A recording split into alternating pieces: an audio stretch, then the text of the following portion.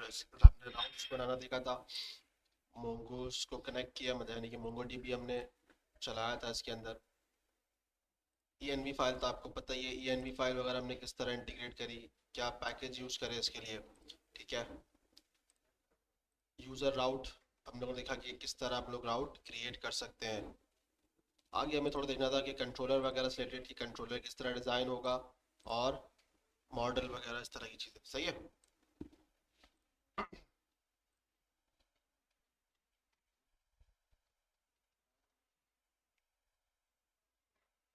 सबको नज़र आ रहा है? सही।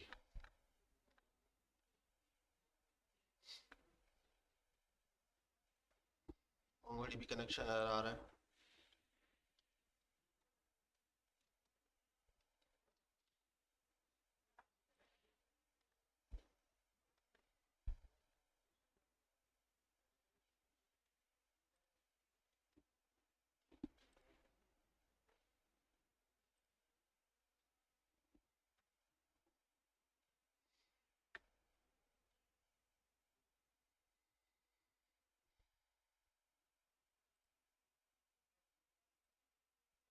ये वाला प्रोजेक्ट था ना हमारा, बैच 15।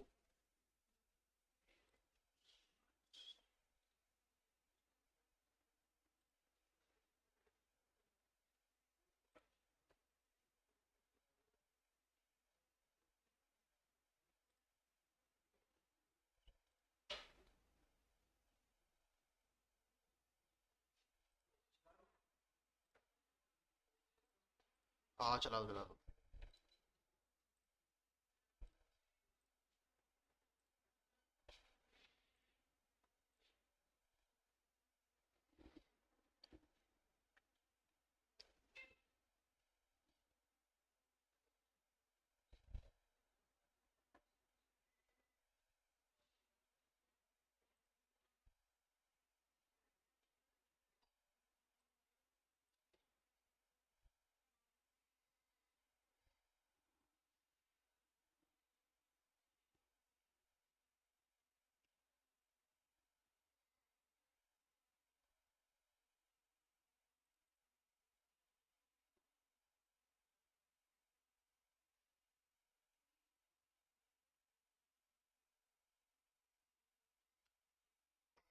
मेरे ख्याल से इंटरनेट का प्रॉब्लम आ रही है, इस वजह से ये तंग कर रहा है वो स्टेटस।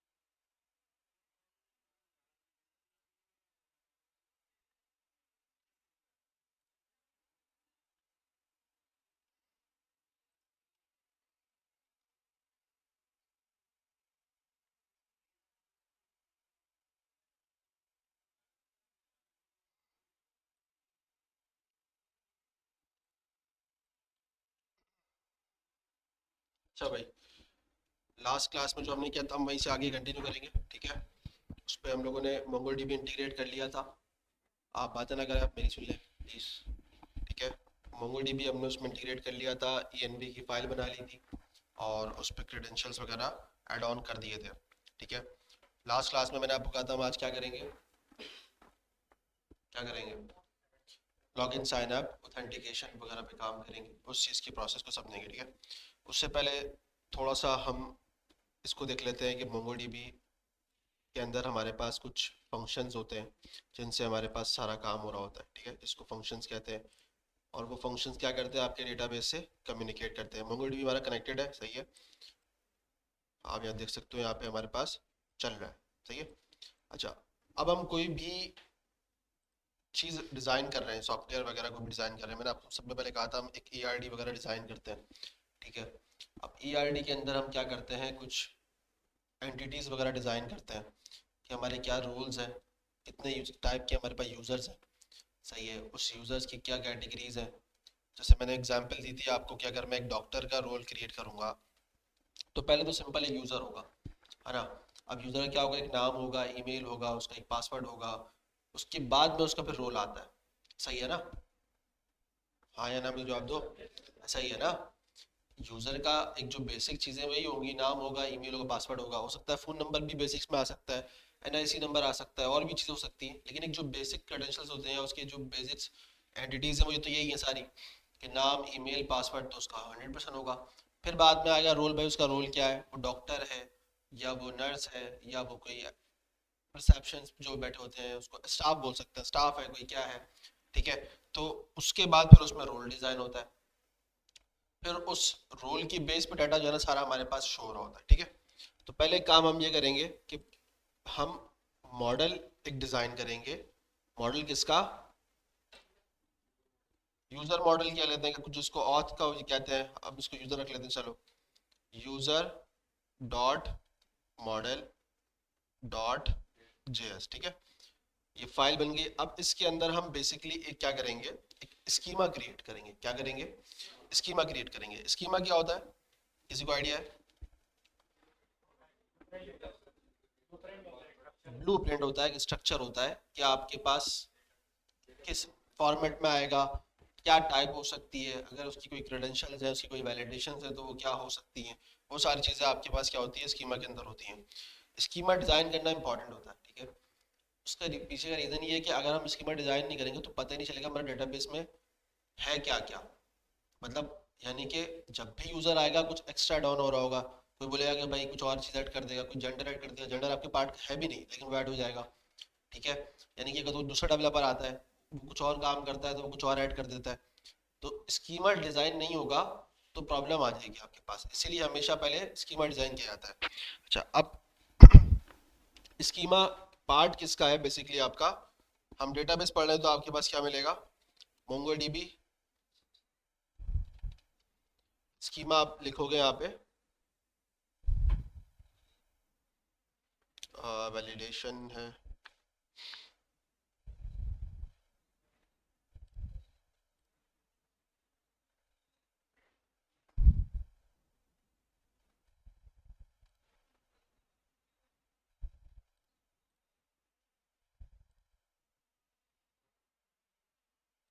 यहाँ पे भी नहीं आ रहा।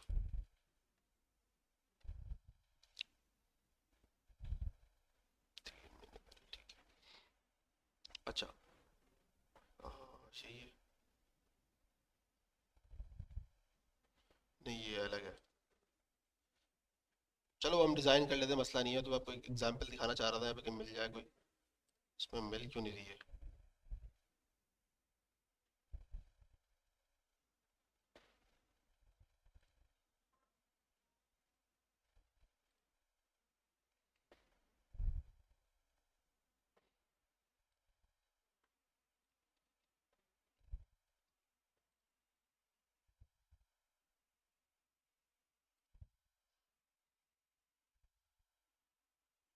अब देखो, जैसे यहाँ पे इन्होंने एग्जांपल्स दी हुई है। ठीक है।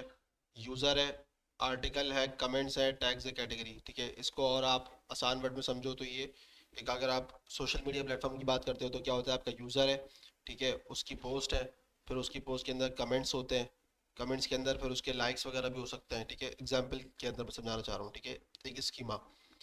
अच्छा, अब स्कीमा क्रिएट करने के लिए हम पहले क्या करेंगे, हम इंपोर्ट यूज़ करें ना, इंपोर्ट क्या करेंगे,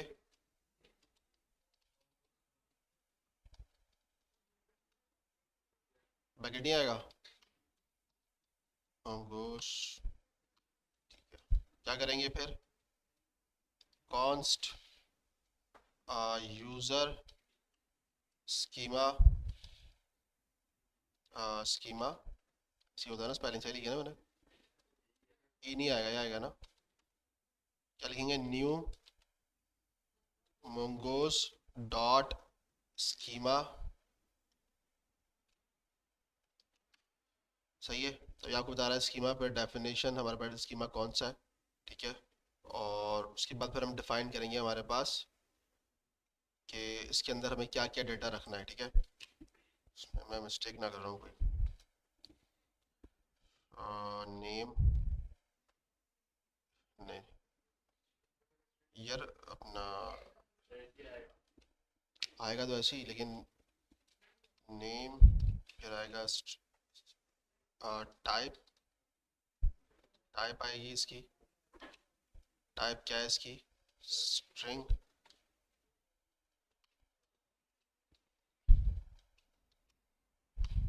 टाइप आएगी इसकी। रिक्वायर्ड आएगा। रिक्वायर्ड आ सकता है इसका, रिक्वायर्ड ट्रू होगा इसका। और क्या क्या आता है इसके अंदर? डिफ़ॉल्ट भी आता है, लेकिन हमें डिफ़ॉल्ट नाम नहीं लिखना। और क्या होता है? Schema, type, user, string, required. और चीज़ होती है यूनिक। यूनिक, लेकिन नाम यूनिक नहीं रखना हमें। एक चाह रहा हूँ कि और क्या है इसके अलावा, चलो इसको अभी इतने ही रखते हैं। फिर हमारे पास क्या होता है? ईमेल हमारे पास होती है, सही है। ईमेल हमारे पास टाइप स्ट्रिंग की होती है, रिक्वायर्ड टू। ईमेल के अंदर हम यूनिक रख सकते हैं।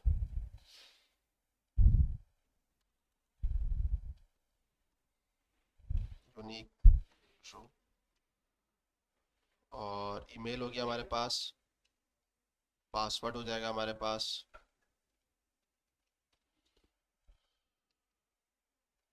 पासवर्ड टाइप स्ट्रिंग होगी। पासवर्ड भी चाहिए। पासवर्ड का यूनिक हमें नहीं चाहिए। और एक सिंपल रख रहे हैं ना, तो हम इसको एक नाम हो गया ना भाई, ईमेल पासवर्ड। हम इसको एक रोल रख लेते हैं, सही है, रोल। इसकी टाइप हम रखेंगे, टाइप स्ट्रिंग रखेंगे, लेकिन हम इसको इनम इनम में रख लेते हैं इसको। सही है, रिक्वायर्ड ट्रू, लेकिन टाइप इसको मैं रिक्वायर्ड रखूँ। चलो इसको भी, रोल को भी हम छोड़ देते हैं थोड़ी देर के लिए। अब इसमें हम ईमेल पासवर्ड पे आता है, ठीक है। अब क्या करेंगे? Const user equal to user schema dot dot model आता है ना, ये मोंगोज डॉट मॉडल है। Mongoose dot model user schema, जो मॉडल नेम स्ट्रिंग। और फिर सही नेम हम डिफाइन कर देंगे इसका। इसका नाम यूजर ही रख देते हैं। यूजर कैपिटल में रख लेते हैं, स्मॉल में रख लेते हैं। यूजर, इसको कैपिटल में रख लेते हैं हम। यूजर, ठीक है, नेम स्कीमा, सही है। अच्छा जी, तो ये हमने एक तो डिज़ाइन कर लिया, ठीक है। हम्म हम्म, करते हैं, एक minute. Jason schema example tutorial.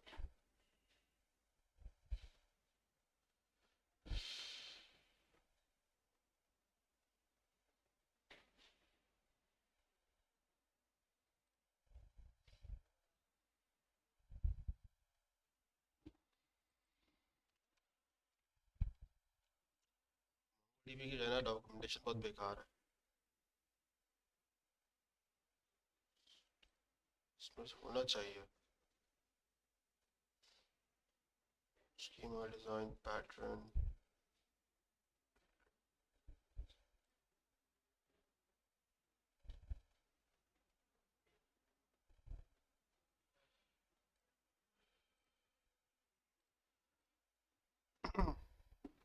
चलो मैं इसको तो सर्च कर लेते हैं हम, ठीक है। अच्छा, तो मोंगोज के थ्रू हम लोगों ने एक स्कीमा क्रिएट कर लिया, सिंपल सा। नेम, ईमेल और पासवर्ड, सही है। उस पर हमने उसको टाइप डिफाइन कर दी कि हमारी टाइप कौन सी है, सही है। रिक्वायर्ड बता दिया, और अगर यूनिक है तो यूनिक। इसमें हमारे पास डिफ़ॉल्ट भी होता है, इसके अंदर हमारे पास बहुत और भी चीज़ें होती हैं इसके अंदर हमारे पास। जैसे अगर मुझे कोई चीज़ डिफ़ॉल्ट रखनी हो तो मैं इसमें आके डिफ़ॉल्ट बता सकता हूँ कि डिफ़ॉल्ट हम इसमें डिफ़ाइन कर दें कि भाई ये चीज़ डिफ़ॉल्ट हो सकती है, इसे नेम सबका मुझे रखना है तो जॉन। अगर कोई नहीं प्रोवाइड करता तो मैं ये नेम सबको उठा लेगा, ठीक है। अच्छा।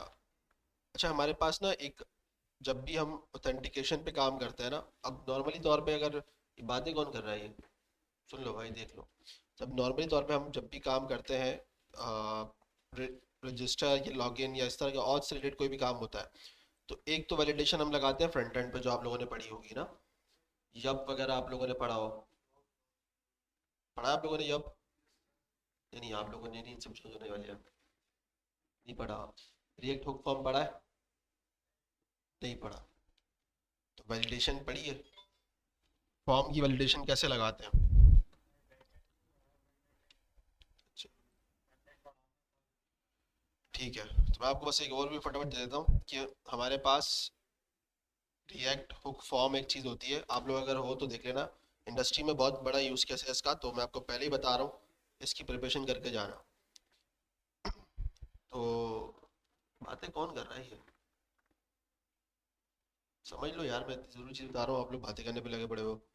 रिएक्ट हुक फॉर्म आप यूज़ कर लेना, ठीक है। ये वैलिडेशन के लिए, फॉर्म की वैलिडेशन के लिए इस्तेमाल होता है। अब फॉर्म की वैलिडेशन फ्रंट एंड से कैसे होती है कि भाई नेम रिक्वायर्ड है, हमने पूरी वैलिडेशन लगाई हुई है, ठीक है, या पासवर्ड की क्या जो है ना उसकी कंडीशंस है, ठीक है, जैसे कि कैपिटल लेटर हो और उसमें अल्फ़ाबेट्स भी हो, ठीक है, ये भी हो गया।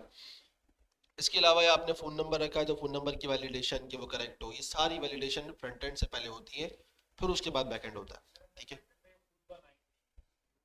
हाँ अच्छा चलो, मसला ये है कि खुद बना सकते हो बिल्कुल आप, सारा गेम खुद ही बनाने का होता है, लेकिन हमारे पास इंडस्ट्री में टाइम नहीं होता इन चीज़ों का कि हम बैठ के सारी चीज़ें खुद से डिज़ाइन करने बैठे, तो ये चीज़ें उसको सॉल्यूशंस होती हैं, जल्दी जल्दी आपको काम कर देती हैं। रिएक्ट हुक फॉर्म आपको एक फॉर्म जो है ना हुक देता है, जो कि सारी चीज़ें वैलिडेशन ऐड करने का आपको जो है ना प्रोसेस डिफाइन कर देगा, ठीक है। आप यहाँ पे जाओगे, जैसे यहाँ पे बता रहा है कि रजिस्टर एग्जाम्पल, इसने यहाँ पे डिफाइन नहीं किया हुआ। अच्छा, ये वैसे एक तो ये इंटीग्रेट होगा, लेकिन इसके साथ आपको यूज़ करना पड़ेगा जॉड। जॉड पता है? जॉड है एक आपके पास, और दूसरा आता है यप, ठीक है। ये दोनों आपके पास एक फ्रंट एंड के ऊपर वैलिडेशन लगाते हैं, ठीक है। आप खुद से बनाओगे, लेकिन आप खुद से बहुत, अगर मैं बोलता हूँ आपको एक बड़ा फॉर्म बनाना है मुझे, बहुत ज़्यादा बड़ा है, ठीक है, यानी कि मल्टीपल स्टेपर्स हैं उसके अंदर, स्टेप्स समझते हैं ना आप लोग, एक फॉर्म फिल करते हैं, नेक्स्ट फॉर्म आता है, फिर उसको फिल करते हैं, थर्ड फिल करते हैं, ठीक है।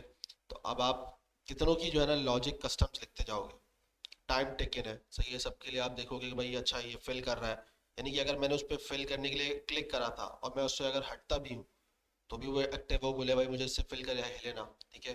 या मैंने अगर उस पर लिमिट लगाई भी है कि भाई ईमेल की तो चलो डायरेक्ट लग जाती है, ईमेल का मसला नहीं है, नाम की है कि भाई नाम की मैक्स लिमिट इतनी हो, मिनिमम लिमिट इतनी हो, तो आपको सारी लॉजिक्स में क्या पड़ेगा, टाइम लगेगा बनाने में। हो जाएगा, बिल्कुल कस्टम ही हो जाएगा सारा काम, लेकिन क्या है, टाइम टेकिंग है, तो उसका शॉर्ट प्रोसेस होता है। और दूसरा मैं आपको बता दूं कि ये आपकी सीवी के लिए अच्छा है और इंटरव्यू के लिए अच्छा है, क्योंकि इंडस्ट्री ये चीज़ें यूज़ करती है, वो कस्टम पे काम ही नहीं करती कभी भी, ठीक है। तो जॉड यूज़ होता है ज़्यादातर आपके पास वैलिडेशंस के लिए, ठीक है।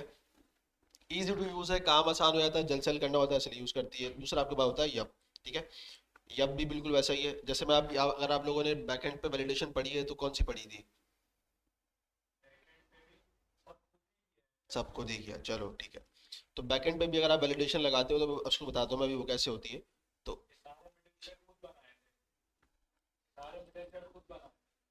ये मिडिलवेयर, नहीं नहीं नहीं, वो अलग चीज़ है, मैं बात कर रहा हूँ एक और चीज़ की। मिडिलवेयर तो एक अलग चीज़ है ना, बैकएंड का पार्ट हो गया। फ्रंट एंड पे आप लोगों ने नहीं पढ़ा था ना? हाँ। हाँ, फ्रंट एंड में ये चीज़ें हैं आपके पास, ये वैलिडेट कर देता है, जैसे मैंने यहाँ पे लिखा हुआ है name string required, age number हो रिक्वायर्ड, और पॉजिटिव हो इंटीजर, ईमेल आ गया, वेबसाइट हो गया कि भाई इसको यूआरएल होगा, क्रिएटेड ऑन, भाई ये सारी चीज़ें, तो ये सारी क्या है, एक स्कीमा बनाते हो और उस स्कीमा की बेस पे आप वैलिडेशन लगा देते हो। इसमें मैसेज भी होता है बकायदा, अब आप कितने मैसेजेस आपके दिखाओगे, डायनेमिकली कंडीशन भी लगानी पड़ेगी उस चीज़ को दिखाने के लिए, तो ये मैसेज भी खुद ही हैंडल करता है। आप जब उसको बता दोगे भाई इसको नजर आएगा कि भाई तीन मैसेज, अगर तीन जैसे आपने रखा है कि भाई यूजर का नाम मिनिमम 3 लेटर्स का हो, मैक्सिमम 5 लेटर का हो, एक मिसाल दे रहा हूँ। अगर वो मिनिमम नहीं है, 2 लेटर लिख के नाम लिख देता है, तो वो उसको वैलिडिटी बताएगा कि भाई ये कस्टम मैसेज आएगा। सही है। तो वो टाइपिंग के अंदर आपको सारी चीज़ें डिफाइन कर होता है। जैसे पासवर्ड आप लिख रहे हो तो पता चल रहा होता है आपके पास कि भाई स्पेशल कैरेक्टर यूज़ करना है नहीं करना। तो वो टाइपिंग के अंदर ही जो है ना चीज़ इंटीग्रेट हो जाती है, पता चल जाती है कि भाई इसने क्या करा है, कैपिटल लेटर तो यूज़ कर लिया है लेकिन क्या यूज़ नहीं किया है, नंबर यूज़ नहीं किया उसने, या स्मॉल लेटर यूज़ नहीं किया है। तो ये सारी वैलिडेशन जो होती है ये फ्रंट एंड से पहले होती है, उसके बाद बैक एंड पे जाती है। तो डेवलपर अब दो तरह के है ना, ये तो दो डेवलपर है, एक तो फ्रंट एंड हो गया, एक बैक एंड। तो दोनों के अपने सेपरेट सेपरेट रोल है। ठीक है। फ्रंट एंड वाले को बोला जाता है कि भाई आपकी तरफ से इस चीज़ की गलती होनी ही नहीं चाहिए कि अगर कोई डाटा, अगर बैक एंड वाले ने गलती से कोई काम ऐसा कर दिया, ठीक है, कोई ऐसी चीज़ भेज रहा है, ठीक है, जो कि आप बैक एंड वाला एक्सेप्ट कर लेता है, ठीक है, यानी कि कोई इस तरह का डाटा जो सेंसिटिव भी डाटा है, आपकी तरफ से कुछ भी ऐसा मिस्टेक होनी नहीं चाहिए कि कोई चली जाए इस तरह की डाटा। यानी कि मैंने बैकएंड पे लॉजिक नहीं लगाई है यूजर के नाम की, या मैंने डाटा टाइप की लॉजिक नहीं लगाई है। फर्ज करो, एग्जांपल देता हूँ मैं, किसी ने एनआईसी नंबर में था, किसी और चीज़ में पुट कर दिया, आपने रखा भले टेक्स्ट टेक्स्ट पे था वो, ठीक है, पीछे से वैलिडेशन सारी चीज़ें नहीं लगी हुई हैं, तो मसला हो सकता है, नंबर वहाँ पे नंबर और स्ट्रिंग के अंदर डाटा सेव होने में प्रॉब्लम आ सकती है। ठीक है। अब मैं आपको कह रहा हूँ कि बैकएंड की वैलिडेशन अभी छोड़ दो, बैकएंड की वैलिडेशन नहीं है। वैलिडेशन डायरेक्ट आपको कहाँ से लगानी है, फ्रंट एंड से। यानी कि यूजर को फ्रंट एंड पे ही इतना रिस्ट्रिक्ट कर दो कि वो डाटा एक्यूरेट डाले, और फ्रंट जो बैकएंड डाटा जाए वो बिल्कुल सही डाटा जाए। ये बात समझ में आ गई। तो यूजर पे वैलिडेट करने के लिए आपको क्या करना पड़ेगा, आपको उसको बताना पड़ेगा, क्योंकि वो तो यूआई देख के बाद काम करता है ना, उसको तो बैकएंड का पता ही नहीं है आपकी बैकएंड की लॉजिक क्या है, वो तो यूआई देख रहा है। तो आप उससे बिल्कुल परफेक्ट डाटा लो, और परफेक्ट डाटा कैसे लोगे, आप उसको रिस्ट्रिक्ट करोगे चीज़ों पे कंडीशंस लगा लगा के। तो कंडीशन लगाने से अच्छा है कि आप यहाँ पे यप यूज़ कर लेना। ठीक है। यप, ये रिएक्ट हुक फॉर्म के साथ भी इस्तेमाल होता है, और इसके साथ हमारे, मैंने क्या बताया था इसके बारे में, कौन होता है, फॉर्मेट। फॉर्मेट ये फॉर्मेट, ठीक है। तो ये भी आपके पास बिल्कुल काइंड ऑफ इसी जो है ना चीज़ों में इस्तेमाल होता है। ये मैं कहूँगा कि ये, और आपके लिए एक और चीज़ बता, मतलब ईजी हो जाएगा कि आपके लिए स्टेट मैनेजमेंट आसान हो जाएगी इसमें। यानी कि अगर आपके पास मल्टीपल फॉर्म्स होगा, मल्टीपल इनपुट्स होंगे, 10 इनपुट्स हैं, तो आप उसके लिए या तो 10 यूज स्टेट बनाओगे, ऐसा ही है ना, ये फ्रंट एंड की बात कर रहा हूँ मैं भी। ठीक है। या तो दूसरा ऑप्शन होगा कि आप एक में ही पूरा ऑब्जेक्ट बना दोगे, ये तो करोगे। उसको मैनेज करने के लिए क्या करोगे, उसके नाम की बेस पे सेव करोगे, अगर ऑब्जेक्ट बना रहे हो तो कीज की बेस पे। ऑब्जेक्ट नहीं बना रहे हो तो आप 10 की 10 स्टेट पे यूज स्टेट कॉल करोगे, यानी कि उसके उस स्टेट को सेट स्टेट को कॉल करोगे, और सब पे डाटा सेट करते जाओगे, ऐसे ही करोगे ना। ठीक है। तो ये काम आपके लिए डिफिकल्ट होता चला जाएगा, तो ये काम आपका आसान करेगा फॉर्मेक और जॉट दोनों। ठीक है। ये आपको प्रोवाइड करेंगे, पहले आप इनका बना दोगे इनिशियल स्कीमा, जैसे मुझे चाहिए नेम ईमेल पासवर्ड सब बता दिया, और इनके नाम की बेस पे, यानी कि आप जो नेम प्रोवाइड करते हो इनपुट उसके अंदर, अपने टैग के अंदर, टैग के अंदर नेम डिफाइन करते हो ना आप, कि भाई नेम पासवर्ड नेम ईमेल, तो उसकी बेस पे टाइप अलग है, एक नेम भी होता है आपके टैग के अंदर, नेम का टैग होता है, प्रॉप टैग बोल रहा हूँ मैं, एट्रीब्यूट्स होता है उसका। ठीक है। उस एट्रीब्यूट की बेस पे वो सेव करता है उस चीज़ के अंदर। तो आपको यहाँ पे इतनी पंचायत डालने की ज़रूरत ही नहीं है कि आप बार बार 10 10 स्टेट बना के उसको काम करो। ये जो है ना, समझ लो आपसे जल्द से जल्द जो है ना आपसे इनपुट ले लेगा, और काम आपका आसान हो जाएगा उस चीज़ से। ठीक है। तो इसको एक बार पढ़ना ज़रूर, देखना कर जाके, सही है। अगर आपके पास टाइम हो, टाइम नहीं भी हो तो भाई निकालना, क्योंकि ये इंडस्ट्री की चीज़ है, ये अगर आपको नहीं आती मसला हो जाएगा आपके लिए बहुत। ठीक है। तो क्योंकि ये अब आजकल चीज़ें बहुत ज़्यादा इस्तेमाल होती हैं, और सारा गेम ही इंडस्ट्री में इन चीज़ों से होता है। तो फिर आपको जो है ना ये बात सुनने को ना मिले ना यार, कि सीख के नहीं आए। ठीक है। तो उससे पहले सीख के चले आना। जॉर्ड भी बिल्कुल वैसी है, बिल्कुल वही काम कर रहा है, जैसे नेम, जी उसने नाम दिया हुआ है, ठीक है, और स्ट्रिंग करके नाम दे रहा है, फिर आगे बता रहा है कि भाई कौन सी चीज़ें क्या है। फॉर्म बनाने के लिए ज़्यादा इस्तेमाल होती हैं चीज़ें। ठीक है। और आप इस रिएक्ट फॉर्म को भी देख लेना, सही है। इंस्टॉल होगा, लाइब्रेरी है प्रॉपर, बस ये जो है ना आपके पास एक रिस्ट्रिक्शंस जो है ना लगा देगा, जैसे इसने यहाँ पे कोड में शायद दिखाई भी होगी यहाँ पे। अब देखो उसने यहाँ लिखा रजिस्टर फर्स्ट नेम, अभी यहाँ पे मेरे पास कोई स्टेट बनी हुई है, ये सिर्फ स्टेट बनी हुई डेटा सेट करने की, ये एक अलग चीज़ है। अदरवाइज मेरे पास और कोई स्टेट है ही नहीं, सिर्फ इस रजिस्टर फंक्शन को कॉल करना है और मुझे उसके अंदर स्टेट का नाम डिफाइन कर देना है, जैसे फर्स्ट नेम। अब ये ऑटोमेटिकली क्या करेगा, सेव कर देगा और हैंडल सबमिट पे भेजते हुए, हैंडल सबमिट पे भेज रहा है ना, ऑन सबमिट के अंदर ये डेटा के नाम से ये निकाल रहा है, एक्सट्रैक्ट कर रहा है, उसके अंदर आपको एक पूरा प्रॉपर मिल जाएगा ये। सही है, बहुत ईजी है, ईजी टू यूज़ है और काफ़ी आसान है आपके लिए। ठीक है। अच्छा, तो बात चली थी बैकएंड की, जैसा मैंने आपको अभी फ्रंट एंड का दिखाया, इसी तरह बैकएंड में भी हमारे पास होती है जॉय। ठीक है, बैकएंड डेवलपर ये यूज़ करते हैं जॉय लाइब्रेरी को फॉर वैलिडेशन, स्कीमा वैलिडेशन वगैरह के लिए से रिलेटेड ना। इसमें दिखा दे।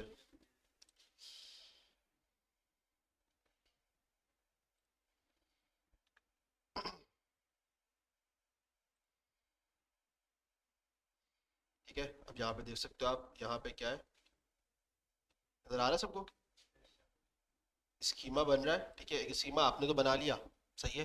अब जैसे मैंने आपको कहा कि भाई अगर फ्रंट एंड से मिस्टेक हो जाती है, ठीक है, भाई पहले मैंने आपको बताया कि भाई फ्रंट एंड से मिस्टेक होनी चाहिए, हमने उसके लिए रिस्ट्रिक्शंस लगा दिए, लेकिन अगर फिर भी बाई चांस अगर फ्रंट एंड से मिस्टेक हो जाती है, फ्रंट एंड डेवलपर कुछ ना कुछ मिस कर देता है, तो बैक एंड पे भी इतनी वैलिडेशन होनी चाहिए कि जो डाटा आ रहा है वो सही फॉर्मेट में आ रहा है या नहीं आ रहा, या सही पैटर्न में आ रहा है नहीं आ रहा, क्योंकि भाई मुझे जितना डाटा रिक्वायर्ड है मैं उतना मंगाऊँ, ज़्यादा क्यों लिखूँ। तो जैसे यहाँ पे इन्होंने लगाया हुआ है भाई यूज़र नेम अल्फा नम मिनिमम 3 और मैक्स 30। अब मिनिमम 3 यानी कि अगर कोई मेरे पास यूज़र नेम फ्रंट एंड से लॉजिक नहीं लगी हुई और दो नाम लिख के भेज देता है, ए एस करके, ऐसे करके लिख के भेज देता है बस, तो ये कोई किसी का नाम तो है ही नहीं, या नाम है, नहीं है, तो ये मेरे लिए प्रॉब्लम हो जाएगी बाद में। ठीक है, यूज़र ने जल्दी जल्दी में लिख दिया, ठीक है, लेकिन उसको बाद में तो परेशानी होगी ना, आपको उसको फॉर्म फिल करने देना ही नहीं चाहिए था उसको, आपको जो है ना सिंगल लेटर लिख रहा है, वो सिंगल लेटर लिख के भी फिल कर सकता है, अगर आपने वैलिडेशन लगाई नहीं है तो वो खाली छोड़ के भी फिल कर सकता है। ठीक है, तो इन सब चीज़ों को जो है ना आपको क्या करना पड़ता है, वैलिडेट करना पड़ेगा यूज़र को हर चीज़ से। आपने एक बार फ्रंट एंड से कर दिया, अब बैक एंड से काम है। अब जैसे बैक एंड में यहाँ पे यूज़ हो रहा है भाई स्कीमा के अंदर जॉय ऑब्जेक्ट यूज़र नेम, ठीक है, उसके अंदर बता रहा है स्ट्रिंग, अब आगे डिफाइन कर दो रिक्वायर्ड। अगर आपको ये चीज़ नहीं करनी है आपके ऊपर है, अदरवाइज आप कर सकते हो। पासवर्ड के अंदर बता रहा है भाई जॉय स्ट्रिंग पैटर्न और रिजेक्स, रिजेक्स डिफाइन कर रहा है यहाँ पे। ठीक है, अब रिजेक्स तो आपको पता ही होगा ना, रिजेक्स आपको जो है ना इंटरनेट पे मिल जाते हैं, कोई याद वाद करने की ज़रूरत नहीं है आपको। रीसेट पासवर्ड है, एक्सेस टोकन अगर उसने रखना है तो वो उसने बताया हुआ है, एक उसने क्या बोलते हैं एरे की फॉर्मेट में उसने रखा हुआ है, string number birth year email, सही है, ईमेल यहाँ पे डिफाइन कर रहा है, और यहाँ पे बता रहा है भाई with user name birth year और विथ, ये मतलब ये तो वैलिडेशन है, विथ पासवर्ड रिपीट पासवर्ड। ठीक है, तो ये सब क्या है, एक वैलिडेशन है जो कि इस्तेमाल की जाती है स्कीमा वगैरह बनाने के लिए, डिज़ाइन करने के लिए। एक तो हमने यहाँ से कर दिया है, लेकिन एक होती है हमारे अपनी वैलिडेशन। ठीक है, और कोई इतने मसले वाली बात नहीं है, आप चैट जीपीटी पे जाओगे तो वो भी आपको इसमें मदद कर देगा। ठीक है, आप उसको बोल दो create auth using Joy package या जॉय इन एक्सप्रेस जेएस। ठीक है, और इसमें शायद मेरे ख्याल से मुझे बताना पड़ेगा ना मोंगो, क्योंकि वो उसके बगैर काम नहीं करेगा। एक्सप्रेस जेएस, मोंगो डीबी, और क्या हो सकता है इसमें, नहीं मोंगो डीबी में मोंगो सी करेगा, वो टेंशन नहीं है। ठीक है, आई थिंक काफ़ी है इतना। ठीक है, ये आपको बोला है भाई जॉय यूज़ करो, बी क्रिप्ट वगैरह जेसन, उसको हम थोड़ी देर में देखते हैं। ठीक है, ये तो इसने एक स्कीमा नॉर्मल क्रिएट कर दिया ना। हाँ देखो, उसमें भी बता रहा है आपको मिनिमम लेंथ मैक्स लेंथ, आपको ये आपको आपका मोंगो डीबी भी प्रोवाइड करता है सारी चीज़ें। ठीक है, पासवर्ड में बता रहा है मिनिमम लेंथ कितनी होनी चाहिए, लेकिन इसमें ज़्यादा हम रजिस्टर लगा नहीं सकते। ठीक है, टाइम स्टैम्प हमारा ये रह गया था। डेट का टाइम स्टैम्प डेट के लिए होता है ना। आई थिंक ये यहाँ पे आएगा, टाइम स्टैम्प हम यूज़ कर लेते हैं तो हमारे पास क्रिएटेड टाइम अपडेटेड टाइम सारा जो है ना खुद ऑटोमेटिकली दिखा रहा होगा। सही है। अब इसने ये वैलिडेशन लगा के दे दी है, register schema user name email और पासवर्ड। ठीक है, अब जैसे इसने यहाँ पे लगा के दे दिया, अगर ये प्रॉब्लम है तो ये आपको वहीं पे एरर ऑटोमेटिकली जनरेट करके दे देगा। जॉय का काम है ये। मतलब जॉय खुद ही आपको बता देगा कि भाई इस यूजर नेम की जो लेंथ है वो शॉर्ट है अकॉर्डिंग टू स्कीमा। सही है। यहाँ पे लॉगिन में बता रहा है कि भाई ईमेल पासवर्ड, अगर कोई ईमेल नहीं एंटर करता, अब फ्रंट एंड से एपीआई की हिट कहीं ना कहीं से हिट हो गई। मतलब मेरी बात समझना भाई, फ्रंट एंड डेवलपर समझो बेवकूफ़ है, ठीक है। अभी आप इस टाइम पे बैक एंड डेवलपर हो, फुल स्टैक डेवलपर नहीं हो, ठीक है। आप फ्रंट एंड वाले को दुश्मन समझो अभी आप। उसने कर दी गलती। उसने क्या किया, उसने ईमेल एम्प्टी भेज दी। उसने वैलिडेशन नहीं लगाई। उसने क्या कर दी, ईमेल को एम्प्टी भेज दिया। आपके पास रिक्वेस्ट आएगी, आएगी नहीं आएगी? आपके पास रिक्वेस्ट आएगी। आप आपने अगर वैलिडेशन नहीं लगाई होगी तो वो आपकी जो राउट होगा वो हिट हो चुका होगा, है ना। तो देखा जाए तो ये एक, मैंने आपको बड़ा सिंपल सा मेथड बताया। आप बोलेंगे सर क्या हो जाएगा, राउट हिट हो गया, कुछ नहीं होगा। लेकिन अगर एट अ टाइम पे वहाँ पे 10-15 यूजर, 50 यूजर, 100 यूजर बैठ के अगर यही काम कर जाए तो फिर तो आपकी बच गए। आपकी सर्वर कॉस्ट भी आ जाएगी, इसमें एपीआई हिट्स इतनी हो रही है, ठीक है। उसके अलावा फिर आपका जो है ना सर्वर कहीं ना कोई चीज़ क्रैश भी हो सकती है, कुछ ना कुछ प्रॉब्लम आ ही सकती है किसी भी बेस के ऊपर, ठीक है। तो आपके पास क्या है कि भाई आप इसकी मैं यहाँ पे डिजाइन करके रख दो तो वो ऑटोमेटिकली उस पर भी भेज देगा कि भाई अगर चलो उसने नहीं फिल करा, फ्रंट एंड वाला लॉजिक नहीं भी लगाई, तो बैकएंड वाला ही उसको बता देगा कि भाई ईमेल तो रिक्वायर्ड है, वो तो भेजो। समझ में आई बात? रही।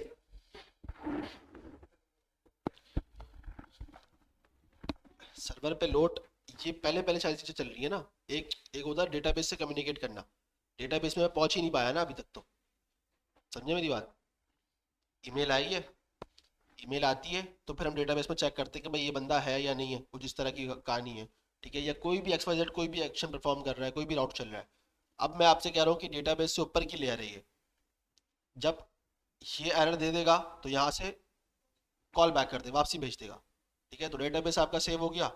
असल असल कॉस्ट आपकी सर्वर से ज़्यादा डेटाबेस की आती है। डेटाबेस ज़्यादा महंगा होता है। सर्वर तो चलेगा, सर्वर तो चल रहा है, लेकिन सर्वर आपके डेटाबेस पे हिट नहीं करने दे रहा है ना उसको। टाइम कॉस्टिंग ज़्यादा लगती है डेटाबेस से, क्योंकि जब सर्वर जाता है, कम्युनिकेट करता है, डेटाबेस को बोलता है कि भाई ये चीज़ मुझे ला के दो, असल आपका टाइम इन्वेस्ट उस चीज़ पे होता है जब वो ढूंढ रहा होता है उस चीज़ को, ठीक है। अगर उसको डायरेक्ट काम करना है तो वो तो मिडल मैन है ना सर्वर, तो वो जल्दी काम करेगा अगर उसको डेटाबेस से कम्युनिकेशन नहीं करनी हो तो। समझ में आई बात? तो भाई हम इस तरह एक वैलिडेशंस वगैरह बना सकते हैं। जैसे यहाँ पे लॉगिन की हो गई, रजिस्टर की हो गई, इसी तरह यूज़र की हो गई, ठीक है। अब जैसे मैं यहाँ पे बना लेता हूँ एक फोल्डर बना लेता हूँ। जैसे इन्होंने क्या नाम दिया हुआ है इसका, वैलिडेटर से रखा था तो मैं वैलिडेटर रख देता हूँ। मॉडल के अंदर बन गया, इसको बाहर निकाल लेते हैं, ठीक है। वैलिडेटर के अंदर मैं एक फाइल बना लेता हूँ, वैलिडेटर डॉट JS, और इसके अंदर हम इसी चीज़ को कॉपी पेस्ट कर देते हैं, ठीक है। जॉय हमने डाला नहीं है ना अभी तक। इंपोर्ट जॉय फ्रॉम, ये सारे इंडस्ट्री फॉर, मैं आपको बता रहा हूँ फॉर्मेटिंग है या कह लो इंडस्ट्री की जो है ना सारी चीज़ें हैं, सब इसके बगैर काम करते नहीं है कोई भी। आप बोलो इसकी भी कस्टम लॉजिक, भाई कितनी कस्टम लॉजिक लिखने बैठोगे, कितना टाइम है आपके पास?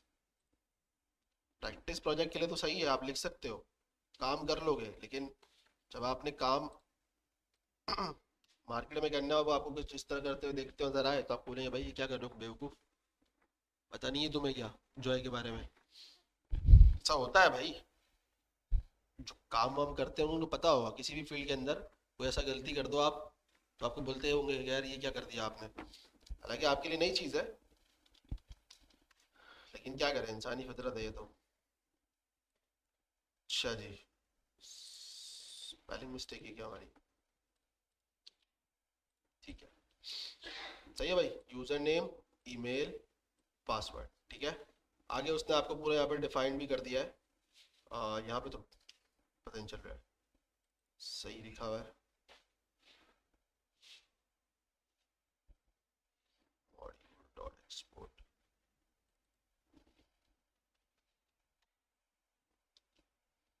एक्सपोर्ट,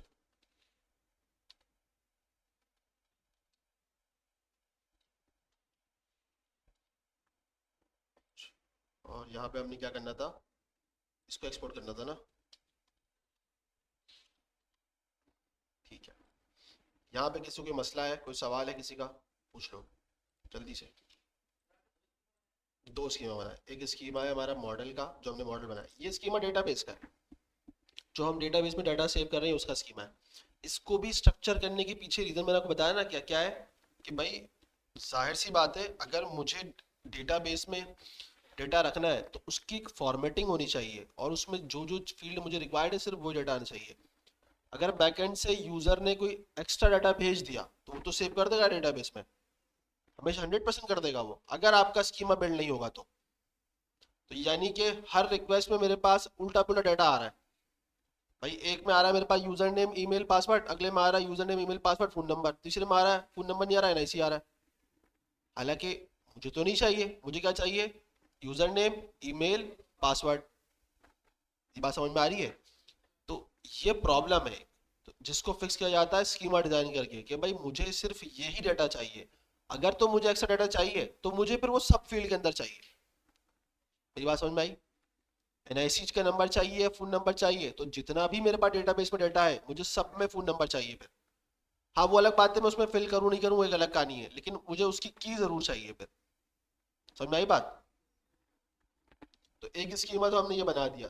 दूसरा, अगर हम स्कीमा ये डिजाइन करते हैं, रजिस्टर स्कीमा लॉगिन स्कीमा तो हमने डिजाइन कर दिया, ये किस लिए किया है, ये हमने अपने आप को, अपनी एप्लीकेशन को स्ट्रॉन्ग करने के लिए, वैलिडेट करने के लिए कि वो डेटाबेस से कम्युनिकेट पहले ना करे, पहले वो ये चीज़ें खुद से चेक कर ले।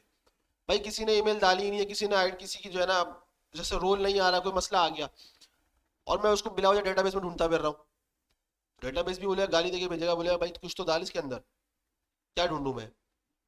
सही है, तो बिला वजह आप उसका भी वक्त जाया करोगे, अपना भी वक्त जाया करोगे, तो आप पहले ही वैलिडेट कर लो चीज़ों को कम्युनिकेट करने के लिए। देखो ये चीज़ें बहुत ऐसी हैं कि आपको लग रहा हो यार ये तो छोटी बात है, इसमें कोई बड़ी बात नहीं है, लेकिन जब आप बड़े लेवल पे एप्लीकेशंस पे काम करते हो ना, ये बहुत बारीकी जैसी चीज़ें हैं। और शायद अगर आपको पता हो कि कपड़े वगैरह देखा है आप लोगों ने, वो जो सीते हैं मशीनें बहुत सारी, जो है ना मल्टीपल मशीनें, बड़े बड़े कारखानों में जो बड़ी मशीन होती है जो कपड़े सीती है या पैंट सीती है, ठीक है, तो उसमें क्या होता है, सुई होती है ना, तो वो मशीन के थ्रू जारी होती है, तो वो ऐसे अंदर जाती है बाहर आती है, ऐसे आती है अंदर बाहर आती है, जैसे नॉर्मल मशीन चलती है। ठीक है, तो उसमें ना एक कैलकुलेशंस होती है, बहुत मिनिमम सी होती है, वो मीटर्स के अकॉर्डिंग होती है, वो सब में छोटा क्या होता है, मीटर्स होता है ना, मिली मिली सेकेंड, मिली मिली नहीं नहीं, टाइम नहीं, मैं लेंथ की बात कर रहा हूँ, मिलीमीटर। तो वो मिलीमीटर से कैलकुलेशन होती है कि भाई 4, 10, 5 ऐसी। ठीक है, अगर वो इतनी सी भी आगे पीछे हो गई ना, वो यानी मैं कहता हूँ 2 मिलीमीटर या 1 मिलीमीटर भी, तो पूरी पैंट खराब हो जाती है वो। सही है, तो चीजें कैलकुलेशंस है तो बारीकी चीज ना, 1 मिलीमीटर कोई बड़ी बात थोड़ी है, लेकिन है तो बारीकी चीज।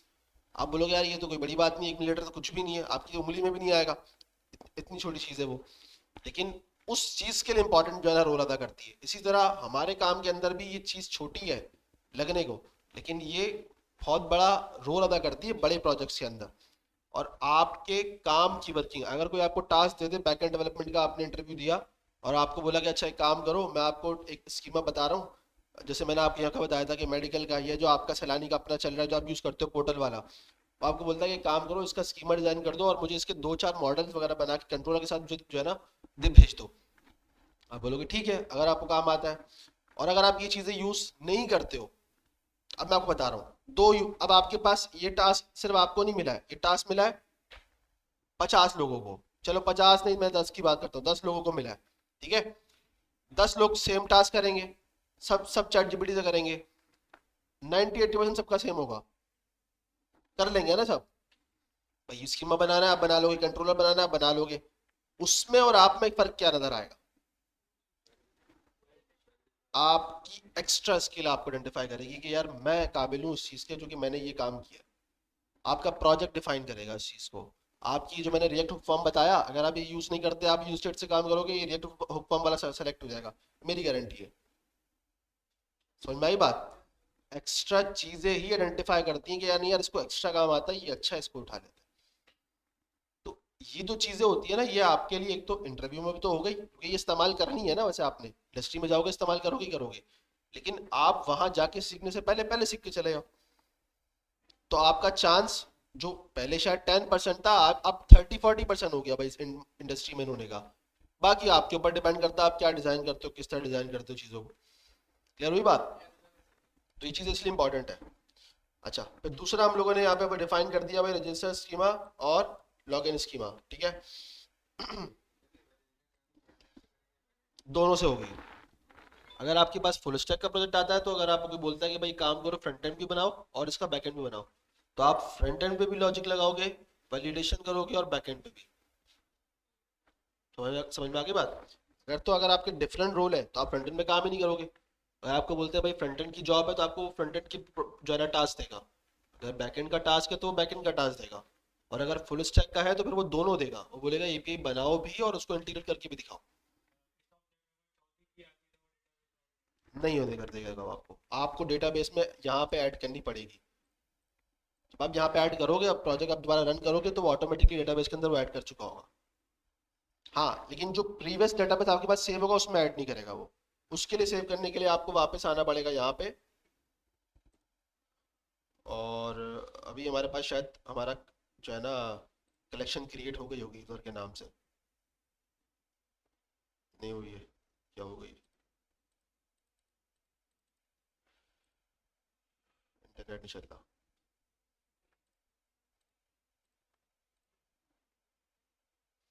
इसको मैं डिलीट कर देता हूँ।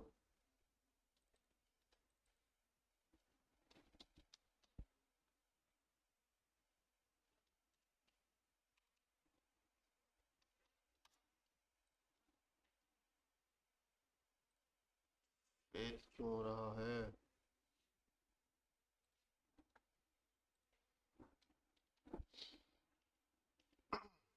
इंटरनेट बहुत तंग कर रहा है यहाँ पे। मसला है ये सलानी का बहुत बड़ा। ये बहुत बड़ा मसला है, ये अभी तक हल होके नहीं दे रहा है ये मसला।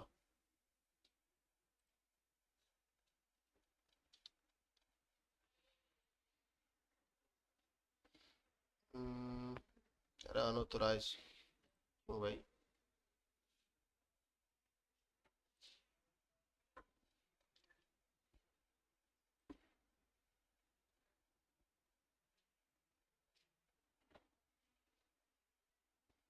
मेरा रोल कौन सा है?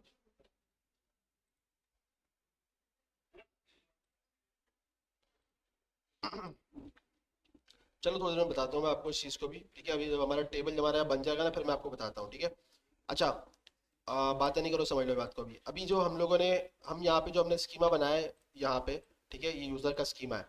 यानी कि ये अगर मैं आपको सिंपल वर्ड के अंदर बोलूँ तो ये हमारा कलेक्शन बोलते हैं इसको हम लोग, कहाँ पे? मोंगोडीबी के अंदर। और अगर हम इसको एक एसक्यूएल के अंदर या माई एसक्यूएल के अंदर काम करते हैं तो उसको बोलते हैं टेबल, ठीक है। तो कलेक्शन और टेबल दोनों एक सिमिलर चीज़ है, उसके अंदर हम डेटा सेव करेंगे, ठीक है। अच्छा, अभी हमारे पास अ, हमने नेम ईमेल पासवर्ड रखा हुआ है, ठीक है। अभी इसका मोंगोडीबी जब हम कनेक्ट करेंगे तो ये चल जाएगा सही से, ठीक है। तो फिर ये ऑटोमेटिकली क्या करेगा, आपका यूज़र का एक स्कीमा क्रिएट कर लेगा, ठीक है। हमने बाय डिफॉल्ट चीज़ें रखी नहीं, वरना ये ऑटोमेटिकली क्रिएट कर लेता।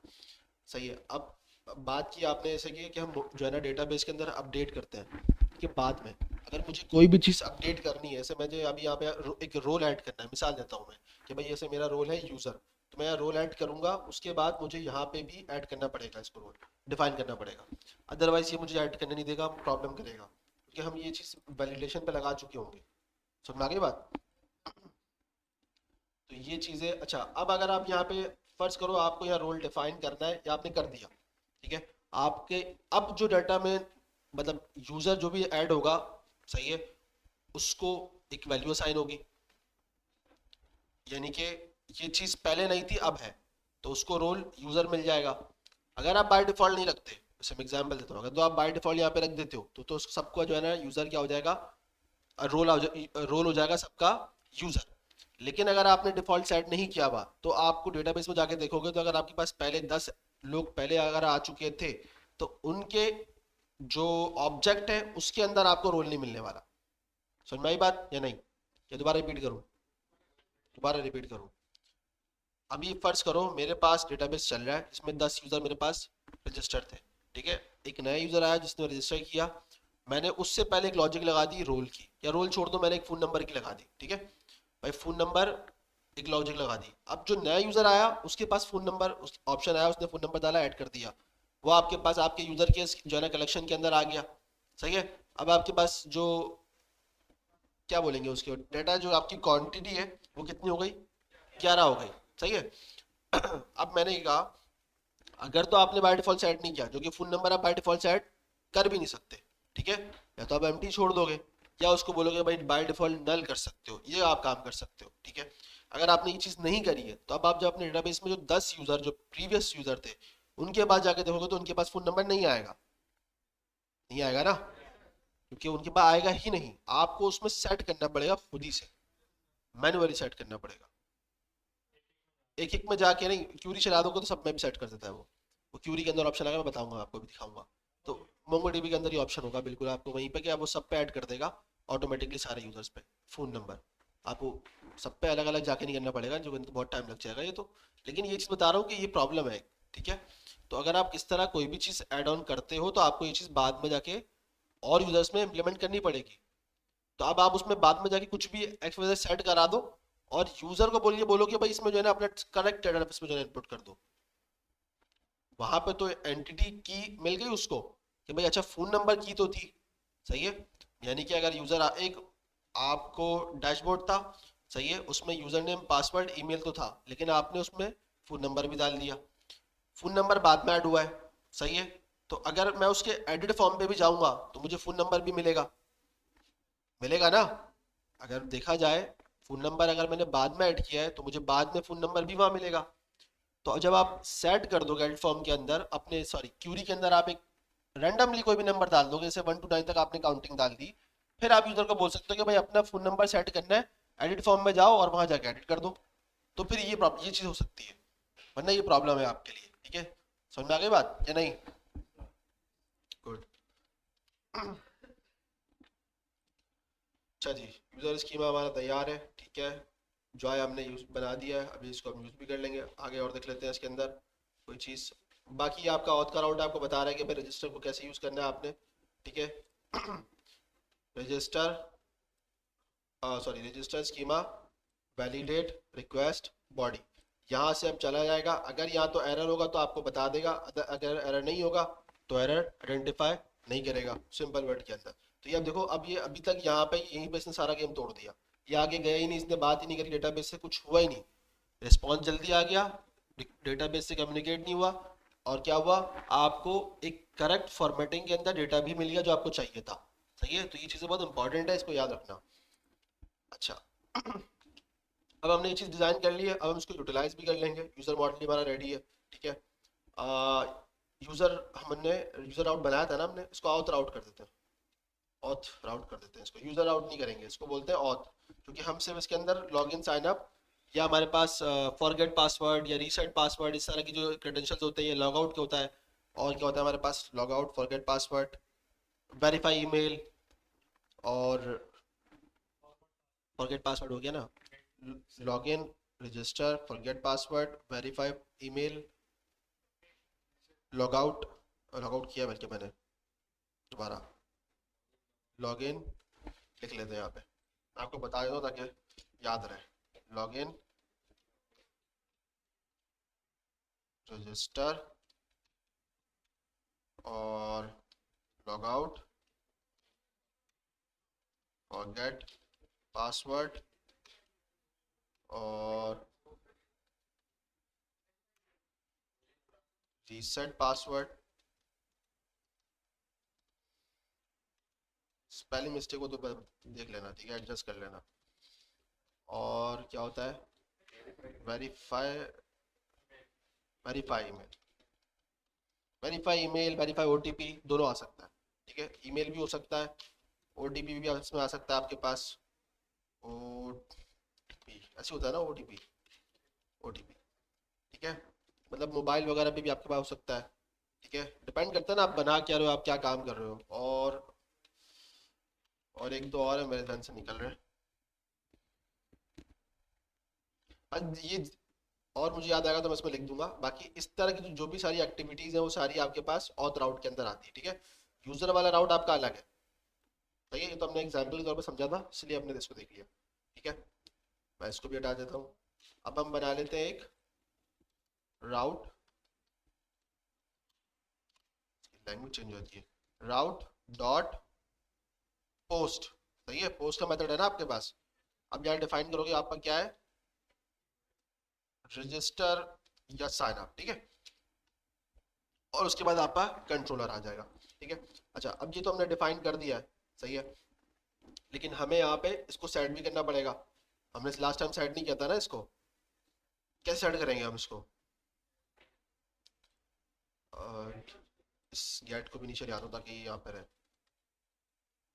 ऐप डॉट यूज, यहाँ पे हम डिफाइन करेंगे हमारे पास हमारा की कौन सी है। अब इसको लिखने का तरीका होता है स्लैश एपीआई स्लैश ऑथ, ठीक है। एपीआई लगाना बहुत ज़रूरी है। और ऑथ के पीछे का रीज़न क्या है ये मैं आपको अभी थोड़ी देर में बताता हूँ। और ये इसका रीज़न लगाने का रीज़न बहुत बड़ा रीज़न है, सिस्टम डिज़ाइन का इससे लेना देना बहुत है, ठीक है। इसको मैं बताता हूँ, पहले मैं यहाँ पे इंपोर्ट कर लेता हूँ। इंपोर्ट, यार बातें नहीं करो, बहुत बहुत बातें करते हो। इंपोर्ट हमने क्या बनाया था, auth, auth routes from dot slash, route इसमें नहीं है, हाँ ये routes slash auth route dot JS, ठीक है। और इसके बाद आप डिफाइन कर दो यहाँ पे आपका फंक्शन, ठीक है। आई होप चल रहा हो।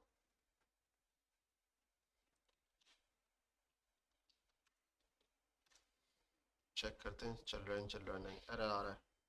Auth route does not provide export default. वहाँ पे क्या डिफाइन किया हुआ है मैंने, ओके, एक्सपोर्ट डिफॉल्ट ऑथ राउट, सो कहते हैं ऑथ राउट, क्या।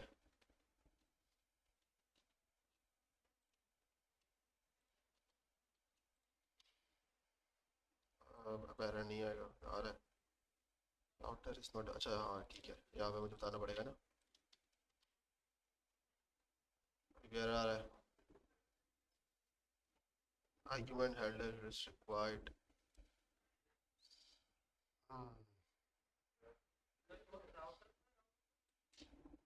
यानी ऑथ राउट,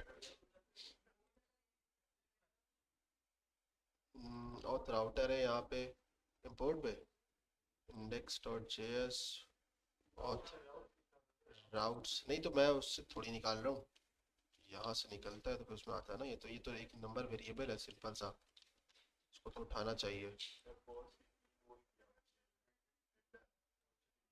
कहाँ पे फंक्शन दिया हुआ, होस्ट की राउट पे, ऑथ की राउट पे, ओके। ये मसला आ रहा है,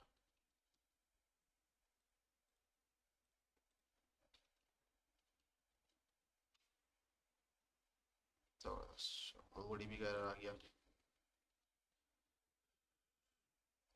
लग रहा है वो वहाँ से आईपी एड्रेस चेंज ना हो गया। उसको भी फिक्स करते हैं, चलिए सही है।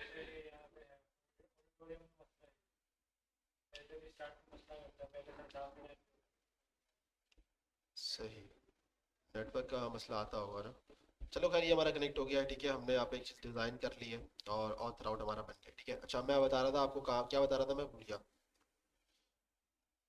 मैं बता रहा था हाँ यहाँ पे, तो स्लैश एपीआई, तो यहाँ पे एक ज़रूरी चीज़ है, डिफाइन करता है कि भाई ये क्या है, ये एपीआई है। और उसके बाद ये ऑथ जो होता है ना, ये एक आपके पास इसको कहेंगे एक प्री एंड पॉइंट होता है। क्या होता है, प्री एंड पॉइंट। एक होता है पोस्ट, एक होता है एंड पॉइंट, और ये होता है प्री। अब इसके पीछे का रीज़न है बहुत बड़ा, ठीक है। कुछ लोग रैंडमली ऐसे डाल देते हैं लेकिन उनको पीछे का रीज़न पता ही नहीं होता। रीज़न ये है इसके पीछे का कि आपके पास एक, जब बड़े लेवल पे सिस्टम होते हैं तो आपके पास होता है एक पूरा डिज़ाइन सिस्टम, मल्टीपल सर्वर्स होता है आपके पास, एक नहीं, ज़्यादा से ज़्यादा कोई 10 15 20 25 लोगों के पास, इससे ज़्यादा भी सर्वर्स होता है, ठीक है। तो अगर आपके पास एक बड़ी एप्लीकेशन है तो बड़े सर्वर, ज़्यादा सर्वर्स हैं। अब सर्वर से पहले एक बीच में होता है लोड बैलेंसर, ठीक है। ये मैंने शायद पढ़ाया होगा, बताया होगा आपको। लोड बैलेंसर का काम होता है कि जब उसके पास डेटा आता है, कोई लोड आता है, तो वो उसको देखता है कि ये इस लोड को कहाँ भेजना चाहिए। ठीक है, ये सारा आर्किटेक्चर डिज़ाइन होता है AWS के ऊपर, क्लाउड के ऊपर, गूगल क्लाउड के ऊपर, एज्योर माइक्रोसॉफ्ट के ऊपर। वहाँ पे भी आपको लोड बैलेंसर मिल जाएगा, अगर आप चाहो तो इंटरनेट पर सर्च करके पढ़ सकते हो लोड बैलेंसर के बारे में। और लोड बैलेंसर कोई दुनिया की कोई ऐसी मतलब ऐसी कोई सर्विस नहीं है जो आपको सिर्फ AWS दे रहा है। ये सिंपल वर्ड के अंदर मैं बताऊँ तो आपका जो इंटरनेट चलता है ये लोड बैलेंसर के बेस पर चल रहा है। तब आप इसमें भी लोड बैलेंसिंग यूज़ कर सकते हो। और आपका जो नेटवर्किंग का मतलब जो भी पार्ट है आपका, वो सारा इसी बेस पर चल रहा होता है और उसी को यूज़ किया जाता है इंटरनेट के अंदर भी। हाँ, वही वही चीज़ है, वही चीज़ है। देखो सिंपल वर्ड के अंदर मैं समझाता हूँ आपको। आपके पास क्लाइंट है, आपके पास क्लाइंट से एक रिक्वेस्ट जाती है सर्वर पर, है ना? यही होता है ना? क्लाइंट से रिक्वेस्ट जाती है सर्वर पर। मैं यहाँ पे सर्वर डिजाइन कर लेता हूँ, सही है, इसको कोर्स बना देता हूँ, आपको लगे सर्वर है।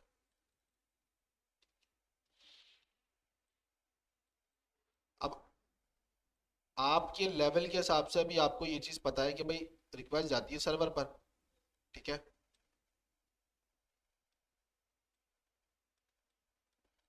भाई क्लाइंट आएगा, क्लाइंट सर्वर से कम्युनिकेट करेगा, मतलब और सर्वर डेटाबेस से डेटा लाएगा, वापस रिटर्न कर देगा।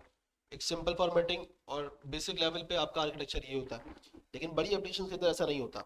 सर्वर से पहले बीच में एक चीज़ इन्वॉल्व होती है, उसको कहते हैं हम लोड बैलेंसर। ठीक है, इसको मैं थोड़ा सा ऐसा बना लेता हूँ।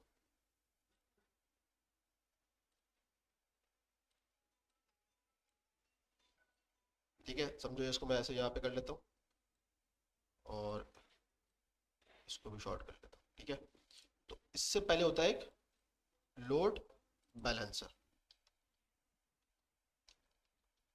लोड बैलेंसर कोई इतनी खतरनाक चीज़ नहीं है, एक डिवाइस होती है। ठीक है, ये मैं आपको बता रहा हूँ कि ये आपके लिए क्लाउड पे किस तरह रोल अदा कर रही है और रियल वर्ल्ड के अंदर कैसा होता है। लोड बैलेंसर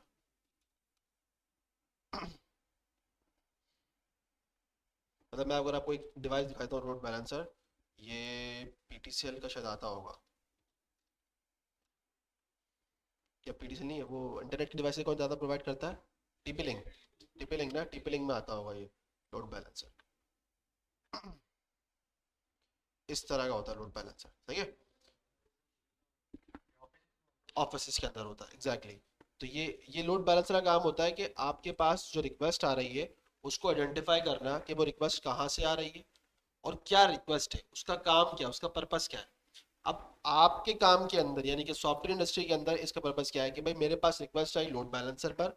लोड बैलेंसर इस चीज़ को आइडेंटिफाई करता है कि रिक्वेस्ट है क्या, यानी कि रिक्वेस्ट क्या API की ऑथ की है, या आपकी रिक्वेस्ट ऑथ के अलावा यूज़र की है, यानी कि कोई यूज़र की पोस्ट की है, गेट की है, कुछ भी हो सकता है इसमें। ठीक है, या हो सकता है आपकी API यूज़र की नहीं होगी तो किसी और प्रोफाइल की हो सकती है। ठीक है, उर्दू में हो जाती है ये, सही है। तो ये मल्टीपल आपकी क्या है, API है। जब API आ रही है, डाटा आ रहा है, इसके साथ ये भी आ रहा है कि भाई मेथड कौन सा है इसका, ऐसा ही है ना? ये मेथड भी डिफाइन कर रहा है, यानी कि अगर मैं थोड़ा सा इसको आगे लेके चलूँ तो भाई मेथड डिफाइन कर देगा कि भाई ये आपकी एक पोस्ट की API है। ठीक है, या आपकी हो सकता है गेट की हो, ये हो सकता है आपकी प्रोफाइल की है तो ये भी गेट की हो सकती है। ठीक है, डिलीट भी हो सकती है। ठीक है, तो एक आपके पास मल्टीपल डेटा आ रहा है जिसमें आपके पास मेथड भी आ रहा है, पोस्ट है, गेट है, और क्या है, बहुत सारी चीज़ें हो सकती हैं। ठीक है, अब मैं आपको बताता हूँ आपको कि भाई अगर मेरे पास मल्टीपल सर्वर्स है तो वो कैसे काम कर रहे हैं।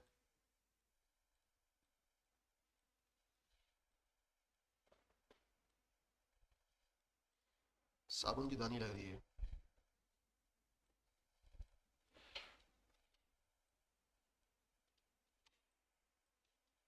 ठीक है, ये मैंने आपको जो है ना बना के दिखा दिए।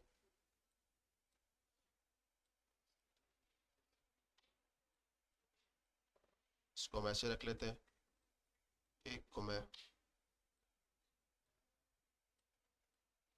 यहाँ पे ऐसे रख लेते हैं, एक को ऐसे रख लेते हैं, ऐसे रख लेते हैं। ठीक है, अब आपके पास मल्टीपल सर्वर्स हैं और मल्टीपल सर्वर कनेक्टेड है आपके लोड बैलेंसर से।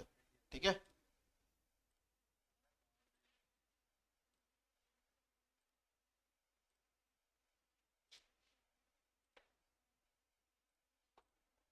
ये समझ में आ रही सबको? कोई बहुत ज़्यादा हाईफाई वाली चीज़ तो नहीं है ना ये? ठीक है, तो लोड बैलेंसर का काम क्या है? लोड चेक करेगा कि एक तो आपकी रिक्वेस्ट कौन सी है, पोस्ट है, गेट है, डिलीट की। मल्टीपल सर्वर्स के अंदर कुछ सर्वर स्पेसिफिक होते हैं कि वो उसका काम सिर्फ गेट का काम करना है। ठीक है, उनका काम क्या है? सिर्फ गेट का काम करना है। ये सर्वर उन्होंने डेडिकेट किया हुआ है सिर्फ गेट के लिए, इसका काम सिर्फ गेट है। इस सर्वर को डेडिकेट कर दिया सिर्फ पोस्ट एपीआई के लिए। जितनी भी पोस्ट रिक्वेस्ट आएंगी सारी यहाँ पे आएंगी। इस सर्वे को कर दिया कि भाई अगर यूजर से रिलेटेड कोई डाटा आता है तो भाई वो सिर्फ यहाँ पे हैंडल करो। ठीक है, यानी कि प्रोफाइल वगैरह कुछ इस तरह की चीज़ें जो यूजर के डाटा मांग रही हो, आपने सिर्फ उसको उसमें काम करना है। और ये हो गया आपका ऑथ का।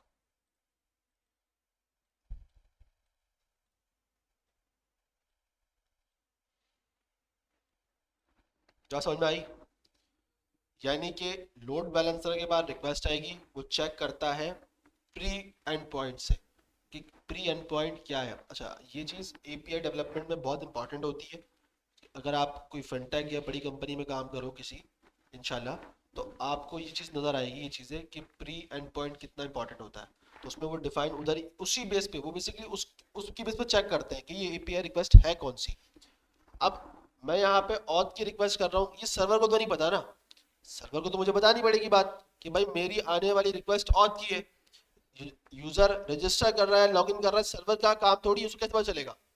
आप उसको बोलोगे भाई जो मैं आपको यूआरएल भेज रहा हूँ ना, एंड पॉइंट, आप उसको चेक करो, उसके अंदर ऑथ मेंशन है।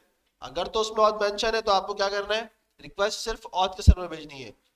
अगर उसमें मेथड पोस्ट है तो आपने उसको पोस्ट भेजना है, यानी कि पोस्ट से रिलेटेड। ये तो मैं आपको कम बता रहा हूँ, उससे ज्यादा चीजें होती है एग्जाम्पल के तौर पर। अगर गेट है तो आपने सर्वर 1 पे सर्वर 2 पे भेज देना है। लोड बैलेंसर का काम सिर्फ इतना है कि यहाँ पर जो डाटा आएगा इधर फेंक देगा। अगर पोस्ट की आएगी तो पोस्ट की, ऑथ की आएगी तो ऑथ की, यूजर की आएगी यूजर की। मल्टीपल सर्वर्स है, मल्टीपल डाटा चल रहा है, सर्वर क्रैश होने की काम ही नहीं हो सकता, क्रैश कर नहीं सकता सर्वर आपका। सर्वर क्रैश तब करेगा जब आपके पास सर्वर कम होंगे। हो गया तो हो गया, रिस्टार्ट करना पड़ेगा, उसका कॉन्सेप्ट अलग है। अच्छा, सर्वर ये भी करता है। अच्छा, एक और कॉन्सेप्ट होता है कि उसमें लोड बैलेंसिंग नहीं उसको कहते हैं हम लोग, उससे कॉन्सेप्ट मुझे नाम जहन में नहीं आ रहा है, लेकिन लोड बैलेंसर के थ्रू ही होता है वो काम भी। सर्वर देखो, ये चीज आपको, आपने जो बात बोली आपकी बात बिल्कुल करेक्ट है। मैं आपको बोलता हूँ भाई सिस्टम लिमिट पे जाओगे, 10 पे जाओगे, उनके अपने सर्वर्स है, उस पर चीज हो रही होगी। लेकिन अगर आप किसी क्लाइंट के लिए काम कर रहे हो और बड़ा क्लाइंट आपको मिलता है, अच्छे पैसे दे रहा है, हर चीज दे रहा है, उसको बोल रहा है भाई मुझे चाहिए स्केलेबल सॉल्यूशन। टर्मिनोलॉजी होती है क्या? Scalable solution. स्केलेबल का मतलब है कुछ भी हो जाए मेरी एप्लीकेशन क्रैश नहीं होनी चाहिए इतनी आसानी से। सही है, तो आप बोलोगे अच्छा भाई पैसे दे रहा है, अच्छी दे रहा है, आप काम करोगे। अब आप तो बैठ के अपने घर में सर्वर लगाओगे नहीं, आप तो गूगल से लोगे या AWS सर्विस लोगे या एज़्योर सर्विस लोगे, क्लाउड सर्विस लोगे। जिस तरह आप डिप्लॉयमेंट करते हो AWS के ऊपर, AWS डिप्लॉयमेंट हम जब देखेंगे तब बताऊंगा मैं आपको कैसे होती है, उसी पे इसी के यही काम होगा। आप मल्टीपल सर्वर क्रिएट कर दोगे और उसको स्पेसिफिक कर दोगे, उसका काम ये। मेरी बात समझ में आ गई या नहीं? आ गई? तो वहां पे भी आप यही काम करोगे, लोड बैलेंसर लगेगा, उसके बाद आपके आएंगे इंस्टेंस या वर्कर्स आएंगे, या आपके पास क्लाउड फंक्शन हो सकते हैं, कुछ भी हो सकते हैं उसके अंदर। सिंपल वर्ड के अंदर बोलता हूँ इंस्टेंस, AWS के अंदर बात करता हूँ तो उसको EC2 इंस्टेंस बोलते हैं। ठीक है, जिसको हम सर्वर बोलते हैं सिंपल वर्ड के अंदर। ठीक है, AWS उसको बोलता है इंस्टेंस। तो मल्टीपल इंस्टेंस जब आपके पास होंगे ज्यादा से ज्यादा, हालांकि उसकी कॉस्टिंग भी ज्यादा है, ये मैं नहीं कह रहा कि जो है ना बिल्कुल जो है ना फ्री में मिल रहे हैं आपको, डालो जितने दिल करे, नहीं भाई, कॉस्टिंग है सबके सर्वर की। सबकी अलग अलग कॉस्ट है, किसी की 1000 हो सकती है, किसी की 500 हो सकती है, किसी की 2000, 3000, 5000, जितनी रिक्वेस्ट आएंगी उस हिसाब से कॉस्ट होगी। सही है, तो कॉस्टिंग तो है, कॉस्टिंग वही अफोर्ड करेगा जिसके पास पैसा ठीक ठाक है। सही है, जो एक बड़ा काम करने जा रहा है। मेरी बात समझ में आ रही है? मैं आपको ये नहीं कह रहा आपके पास 500-2000 का क्लाइंट आ रहा है आप उसके लिए बैठ के पूरा आर्किटेक्चर बनाओ, नहीं भाई, वो अफोर्ड नहीं कर सकता, गरीब आदमी को कहाँ से कर देगा। जितने वो पैसे दे रहा है उससे ज्यादा तो उसको जो है ना उसमें लग जाएगा, सर्वर कॉस्ट में लग जाएगा। तो ये सॉल्यूशन है बड़े लेवल के लिए। फिनटेक जैसी एप्लीकेशन जो होती है फाइनेंस वाली, उनमें ये चीजें चलती हैं, या आपका जो बैंकिंग सेक्टर है वही चीजें यूज करता है, या जो आपका इंटरनेट चल रहा है वो आज इसी बेस पे चल रहा होता है, ठीक है। बड़ी बड़ी कंपनी के अंदर इंटरनेट चलता है, वो लोग ये यूज करते हैं। दूसरा इसमें एक और होता है कॉन्सेप्ट, मेरे नाम में जहन में नहीं आ रहा, उसमें ये होता है कि अगर आपका सर्वर क्रैश हो जाता है, जो कि AWS भी आपको सर्विस प्रोवाइड करता है वो चीज, ठीक है। AWS सिंपल वर्ल्ड में आपका रियल वर्ल्ड का एक क्लाउड सॉल्यूशन है। वो कोई आसमान से उतरा कोई फरिश्ती कोई ऐसी चीज नहीं बना दी उसने, नहीं भाई, वही वही चीज है जो कि आपके पास इस वक्त रियल वर्ल्ड में चल रही है, और वही चीज उसने बस अपने सर्वर लगा के डिस्ट्रीब्यूट करी हुई है। अगर आप बोलते हो कि भाई आपका सर्वर क्रैश होता है, बिल्कुल क्रैश हो सकता है, किसी भी दिन क्रैश हो सकता है। जैसे मेरा ऑथ वाला सर्वर चल रहा है, लेकिन मेरा गेट का यूजर क्रैश हो गया या पोस्ट का यूजर क्रैश हो गया, तो लोड बैलेंसर उसके अंदर एक चीज होती है, वो क्या करता है कि उस जो लोड उसके पास आ रहा होता है, तो वो उस सर्वर को जब क्रैश होता है तो उसका लोड दूसरे सर्वर में डाल देता है वो। समझ में आई बात? अगर और वो वहां पे बता देता है कि भाई ये सर्वर क्रैश हो गया है, इसको फौरन फिक्स करो, देखो क्या मसला आ रहा है। टीम में एक्टिव बैठी होती है, वो सो थोड़ी रहे होते हैं वो लोग, उनकी टीम 24 घंटे चलती है जो बड़े सिस्टम पे काम होता है। बैंकिंग बैंकिंग सेक्टर सोता थोड़ी है, आपको क्या लगता है सो रहे हैं सब बैठ के? नहीं भाई, उनका सब कस्टमर सपोर्ट भी आप बोलोगे रात के 12 बजे भी कॉल करोगे, रात के 4 बजे भी कॉल करोगे, आपको तब भी मिलेगा। फोन उठा के आंटी बोलेंगे, अंकल बोल रहे होंगे, सही है। या हो सकता है आपको जो है ना कोई भी, मतलब 24 घंटे कस्टमर सपोर्ट बैठा हुआ है, तो इसके साथ साथ उनकी डेवलपमेंट टीम भी बैठी हुई है जो मॉर्निंग और नाइट में काम कर रही है, क्योंकि उनका काम ही यही है। इस चीज को बनाना काम नहीं है उनका, बना दिया अब तो चीजें लग चुकी हैं, चल रही हैं। अब उनका काम है मैनेज करना, चीजों को हैंडल करना, कि अगर चीजें क्रैश हो रही हैं तो उसको देखो, आइडेंटिफाई करो। और ये डेवऑप्स वालों का सारा काम होता है कि जो चीज डिजाइन हो रही है, जो लोड बैलेंसर वगैरह सारा, ठीक है, सर्वर बनाना। लेकिन ये बैकएंड वाले भी करते हैं। मैं आपको कहता हूँ भाई आप बैकएंड वाला काम करो, आपको डेवऑप्स नहीं आता, मेरे हिसाब से बेकार हो आप बैकएंड डेवलपर हो, आपको डेवऑप्स नहीं आता, मेरे हिसाब से बेकार हो आप। अगर आप क्रड एप्लीकेशन बना के 4 API बना के 4 राउट बना के बोलते हो मैं डेवलपर हूँ बैकएंड का, मैं नहीं मानता आपको भाई, माजरत के साथ। बैकएंड ये थोड़ी है सिर्फ 4 एप्लीकेशन 4 API बनाना। असल बैकएंड तो ये है भाई, आप कस्टमर को जो आप आपके पास आ रहा है उसको सोल्यूशन दो, भाई तेरे पास पैसा है ठीक है आओ, दिखाते हो तुम्हें क्या चीज़ है। ये चीज़ है कि आप उसको प्रॉपर चीज़ें दो, ERD दो, वर्क फ्लोज डिफाइन करो, उसको बोलो भाई तुम्हारा सर्वर क्रैश ही नहीं होगा, ये मिलियन यूजर तक आ जाए, क्रैश नहीं होगा सर्वर। ये सारा काम डेवऑप्स का होता है, सेपरेट किया जाता है इस चीज़ को, मैं ये नहीं कह रहा। लेकिन आज के दौर में डेवऑप्स की फील्ड सेपरेट बहुत मुश्किल है, क्योंकि बैकएंड डेवलपर कहता है भाई ये काम भी तो हम कर सकते हैं ना, डेवऑप्स वाले को क्यों दे रहे हो सैलरी। तो बड़ी कंपनी डेवऑप्स वाला हायर कर सकती है, छोटी कंपनियों के अंदर कोई भैया, जैसे आप छोटी कंपनी, जैसे मैं अपनी कंपनी की बात करता हूँ, मेरे पास कोई 7-8 एम्प्लॉयज हैं, ठीक है। अब मेरे पास बड़ा प्रोजेक्ट आ गया, अब मैं डेवऑप्स का इंजीनियर हायर करने बैठूंगा इस चीज़ के लिए? नहीं ना। जो मेरा बैकएंड डेवलपर होगा मैं उसको बोलूंगा भाई खुद देख ले, इसको सीख ले, क्या हो जाएगा, एक हफ्ते की तो बात है, देख ले।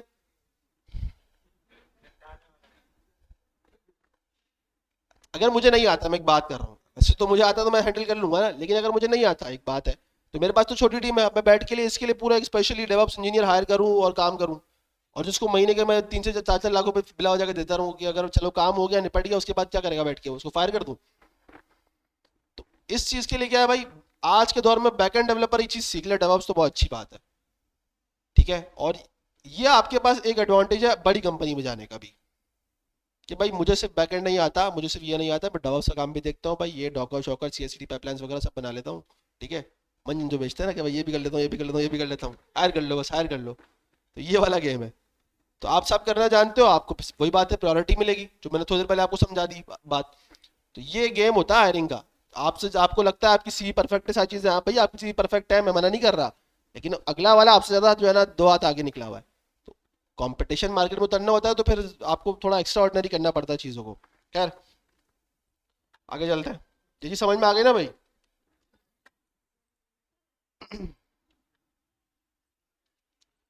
अच्छा, हमारी जो है API राउट्स बन चुका है, और ऑथ राउट हमारा बन चुका है, सही है। अच्छा, नेक्स्ट चीज़ हमारी फिर क्या है, हम यहाँ पे एक कंट्रोलर बनाएंगे, ठीक है। कंट्रोलर जैसे मैंने आपको यहाँ पे बताया था, हमने यूज़र कंट्रोलर बनाया था, हम इसका नाम कर देंगे यूज़र घटा के ऑथ कंट्रोलर, ठीक है। मैं इन सबको हटा देता हूँ और एक सिंपल सा बना देता हूँ आपका कॉन्स्ट रजिस्टर, ठीक है। और रजिस्टर कर लेते हैं इसको, एक्सपोर्ट, क्योंकि मुझे उसको एक्सपोर्ट करना पड़ेगा। मेरे पास क्या आएगा, रिक्वेस्ट रिस्पॉन्स नेक्स्ट, ठीक है। और मैं इसको यूज़ करूँगा अपने यहाँ पे क्या नाम रखा है मैंने उसका, रजिस्टर, रजिस्टर, ठीक है। इंपोर्ट हो गया, यहाँ पे यूज़ हो गया, सही है। कोई एरर आ रहा है, dot J S, dot J S, ज़बरदस्त, ठीक है। ये चल गया हमारा। हम पोस्टमैन खोल लेते हैं और सिर्फ चेक कर लेते हैं कि ये हमारी चीज़ चल रही है नहीं चल रही। ठीक है, पीआई लॉगिन है, इससे पहले हम चेक कर लेते हैं, रजिस्टर के अंदर चले आते हैं और इसमें से हम कर देते हैं भाई रिस्पॉन्स डॉट स्टेटस। इसमें आ नहीं रहा मेरे पास, नहीं नहीं, रिस्पॉन्स डॉट, क्या होता है, यही होता है, स्टेटस होता है ना। मेरी हालत बहुत ख़राब है, मैं सब चीज़ें भूल चुका हूँ। रिस्पॉन्स डॉट स्टेटस, हाँ ये रहा। इसको रिटर्न कर देते हैं, स्टेटस 400 की जगह मैं कर देता हूँ 200 मैसेज, ओके, ठीक है। चेक करने के लिए हम इसको टेस्ट कर लेते हैं। और हमारे पास क्या है, लोकल होस्ट 3000, हमारा 3000 पे चल रहा है, हमारा 3000 पे चल रहा है, हाँ ठीक है। और लीपीआई लॉगिन की जगह हम क्या कर देंगे, रजिस्टर, और उसके पहले हमारे पास आ जाएगा ऑथ, ठीक है, एपीआई ऑथ रजिस्टर। और हमारी रिक्वेस्ट कौन सी है, पोस्ट की है, ठीक है। बॉडी में कोई डाटा तो नहीं है, नहीं जा रहा, चेक कर लेते हैं, चला भी जाएगा तो कोई मसला नहीं है। 200 का आ गया हमारे पास, ओके, अभी तक आया नहीं, कि मैसेज चाहिए, इंटरनेट स्लो चल रहा है, ओके मैसेज, यानी कि हमारी एपीआई सही चल रही है बिल्कुल, ये चीज़ें जा रही हैं। चलो ठीक है, इसको छोड़ देता हूँ, सही है, एपीआई हमारी बिल्कुल सही चल रही है, परफेक्ट चल रही है, ज़बरदस्त, ठीक है। ठीक है, हमारे पास एपीआई चल रही है, यूज़र मॉडल हमारा बन चुका है और हमने वैलिडेट भी बना लिया, ठीक है। ऑथ राउट, ठीक है। अच्छा, अब हमारे पास जिस तरह कंट्रोलर होता है ना, इसी तरह हम लोग एक अच्छा जो आपके पास सिस्टम होता है, यानी कि आपका जो एक प्रोजेक्ट होता है, उसमें हम बनाते हैं सर्विस, ठीक है। सर्विस का फोल्डर होता है। अच्छा, इसको प्रोजेक्ट को हम नीट एंड क्लीन रखने के लिए सर्विस के अंदर हम एक सर्विस बना देंगे, ऑथ सर्विस डॉट जेएस। वही वाला काम करेंगे, सिर्फ कुछ नहीं है, हम यहाँ पे लिखेंगे कॉन्स्ट रजिस्टर सर्विस, ठीक है। इसको सिर्फ नीट एंड क्लीन रखने के लिए मैं आपको बता रहा हूँ कि करना पड़ता है, अदरवाइज इसकी ज़रूरत नहीं है, आप इसके बगैर भी काम कर सकते हो, ठीक है। इसको एक्सपोर्ट कर लेता हूँ मैं, और इसको मैं यूज़ करूँगा कंट्रोलर के अंदर। कंट्रोलर के अंदर पहले मैं करूँगा इसको इंपोर्ट फ्रॉम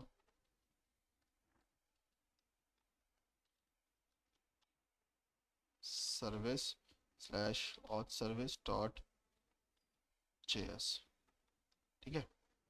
वो एक्सपोर्ट डिफ़ॉल्ट है, रजिस्टर सर्विस, सही है। बस इसकी जगह हम यूज़ करेंगे रिटर्न से पहले पहले से, मैंने यहाँ पे लिख दिया कि भाई data equal to await register service, ठीक है। अच्छा, अभी हम काम करेंगे, सही मायने में हमने काम कुछ किया नहीं है, देख लेते हैं। हमने रजिस्टर एक बना दिया कंट्रोलर, और उसके बाद मैंने एक रजिस्टर सर्विस भी बना दी। सर्विस बनाने का ये होता है कि हमारा कोड बहुत मेंटेन रहता है, यानी कि हम जितना भी काम होगा सर्विस वाला वो हम यहाँ करेंगे। हम सिर्फ यहाँ पे ये करेंगे कि भाई बॉडी से हम निकाल लेंगे const request dot body slash आ गया, स्लैश आ गया, बॉडी से हम निकाल लेंगे भाई हमारे पास क्या है, ईमेल पासवर्ड और नेम है ना, वहाँ पे यूज़र नेम है, नेम है ना, नेम है। बस इनको इसमें पास कर देंगे, email comma password comma name. ठीक है, ये तो सिंपल फंक्शन है, आपको पता ही है इन चीज़ों के बारे में। और इसको रजिस्टर सर्विस के अंदर हम यहाँ से गेट कर लेंगे, और जो सारी हमारी लॉजिक होगी वो हम सब यहाँ रखेंगे, ताकि हमारे पास ये जो कंट्रोलर है ये हमारा नीट एंड क्लीन रहेगा। इससे जो भी रिस्पॉन्स आएगा उसको हम रिटर्न कर देंगे। बस ये काम हमें करना है। क्लियर हो गई बात, या नहीं समझ में आया? नहीं आया तो पूछ लो, या आ गया है? सर्विस के अंदर हम आएंगे, हमारे पास सर्विस है। ठीक है, अब यहाँ पे हम सारा मेन काम करेंगे। अच्छा, मैंने अभी तक इसको वैलिडेट को यूज़ नहीं किया है ना? हाँ, रिसर्च स्कीमा मैंने अभी यूज़ नहीं किया, इसको अभी मैं यूज़ कर लेता हूँ। ठीक है।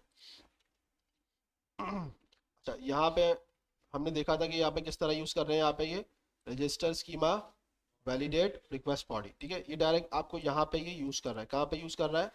कंट्रोलर के अंदर ही। ठीक है, तो ये एक आपका अलग चीज़ है। इससे पहले अगर हम कोई चीज़ यूज़ करते हैं, मैंने आपको शायद लास्ट क्लास में भी डिफाइन किया था, ऑथ के अंदर। ठीक है, यानी कि अगर ये तो हमारा कंट्रोलर हो गया, तो हमारे पास जो ऑथ स्कीमा वाली चीज़ है, जो ये मैं बता रहा है रजिस्टर स्कीमा वाली चीज़, ये हम कहाँ यूज़ कर सकते हैं? अपने कंट्रोलर के अंदर। यानी कि बॉडी के बाद में सब मैं पहले काम यही कर लूँ। अगर तो मेरी पास चीज़ सही चल रही है, यानी कि चीज़ें सही चल रही हैं, ओके है, चीज़ें सही आई हैं, तो फिर तो मैं इसको प्रोसेस कर दूंगा आगे की तरफ। और अगर नहीं आई है तो फिर वो ऑटोमेटिकली क्या करेगा, उसको बोलेगा कि भाई ये चीज़ फिल आउट करो। ठीक है। अच्छा, एक काम करते हैं, इसको इंटीग्रेट कर देते हैं यहीं पर। इसको कॉपी कर लेता हूँ मैं, फिर ये पूरे को कर लेता हूँ, एरर भी यहाँ पे आ जाए। ठीक है, register schema dot validate, register schema हमारे पास कहाँ से आया है, हमें इंपोर्ट करना पड़ेगा। क्या फाइल का नाम क्या रखा था हमने? यही है, रजिस्टर स्कीमा तो है, ऑथ वैलिडेटर ये रखा था हमने नाम। वैलिडेटर रखा हुआ है हमने। इंपोर्ट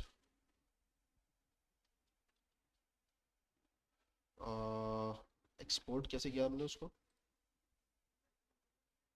एक्सपोर्ट डायरेक्ट किया हुआ है। ठीक है, export validator slash validator dot C S, और इसके अंदर हम यूज़ करेंगे रजिस्टर स्कीमा, लॉगिन स्कीमा और रजिस्टर स्कीमा। ठीक है। अब ये डायरेक्ट इसमें बॉडी पास कर रहा है, हमने यहाँ पे एक्सट्रैक्ट किया है, बात एक ही है, कोई फर्क नहीं पड़ता इस चीज़ से। ठीक है, चलो इसको हम देख लेते हैं टेस्ट करके। अवेट, अवेट यूज़ किया तो क्या कह रहा है ये? Await has not affect the type of this expression. हाँ, तो मैंने इस पर लगाया नहीं है ना अभी, ये सिंक अवेट। ठीक है, एरर आ गया। npm start. तो कोई चीज़ नहीं समझ में आए पूछ लेना, अगर लग रहा हो कि यार सारी चीज़ एक्स्ट्रा हो रही है तो। ठीक है, मैं इसको सेपरेट कर देता हूँ ताकि आपको चल गया ना। अब चाहते हैं पोस्ट की एपीआई पे हम लोग, और एक काम करते हैं, इस रजिस्टर से पहले हम इसको लॉग भी कर लेते हैं। कंसोल डॉट लॉग, लॉग में हम रख लेते हैं इसको रिक्वेस्ट डॉट बॉडी। ठीक है,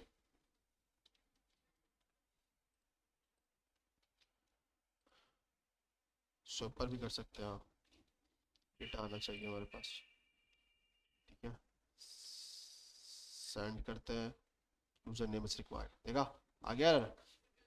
बोल रहा, क्या बोल रहा है भाई? यूज़र नेम इसको चाहिए। अच्छा भाई, यूज़र नेम भी भेज देते हैं। यूज़र नेम हमारे पास क्या है? अच्छा, हमने यहाँ पे यूज़र नेम रखा हुआ है, ओके, मसला आ गया। यूज़र नेम नहीं है हमारे पास, नेम है सिर्फ। सही है, इस चीज़ को देख के रखना है, ये चीज़ों को ख्याल रखना। हमारे पास है नेम, नेम हमने रख दिया, मेरा नाम फरीद है, मैंने रख दिया। ठीक है, और इसकी फॉर्मेटिंग कर दी। वापस से मैंने किया, password length must be 16 character long. Password हमने डाला ही नहीं है। अच्छा, पासवर्ड डाला हुआ है, ओके डाला हुआ है। कितनी बोल रहा है? 6 बोल रहा है ना? कितने? 4 5 6। सही है, आ रहे देखो, आ रहे ना यहाँ पे। वैलिडेशन आपकी ये ऑटोमेटिकली यहीं पे ही हो गई। फ्रंट एंड तो एक अलग कहानी, यहीं पे करती है उसने सारी चीज़ें। Okay,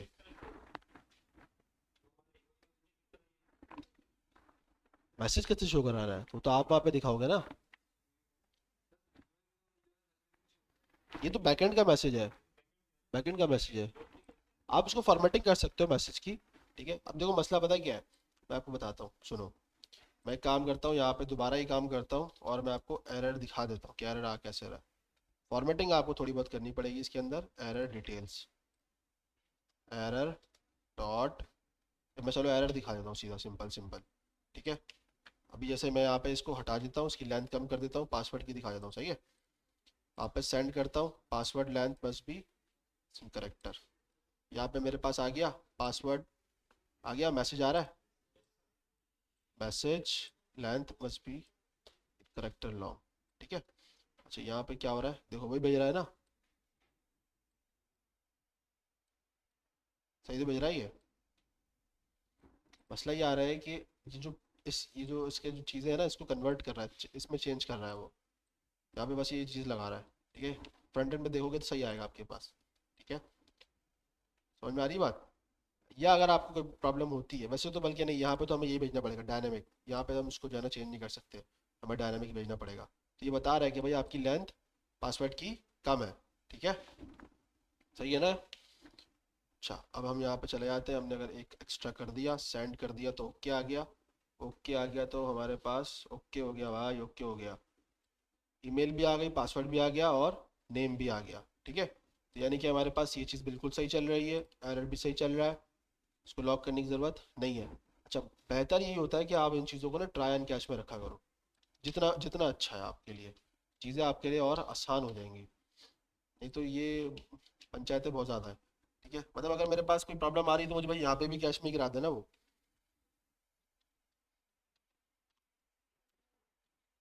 console dot log. ठीक है, इसमें एरर में डिफाइन कर देता हूँ।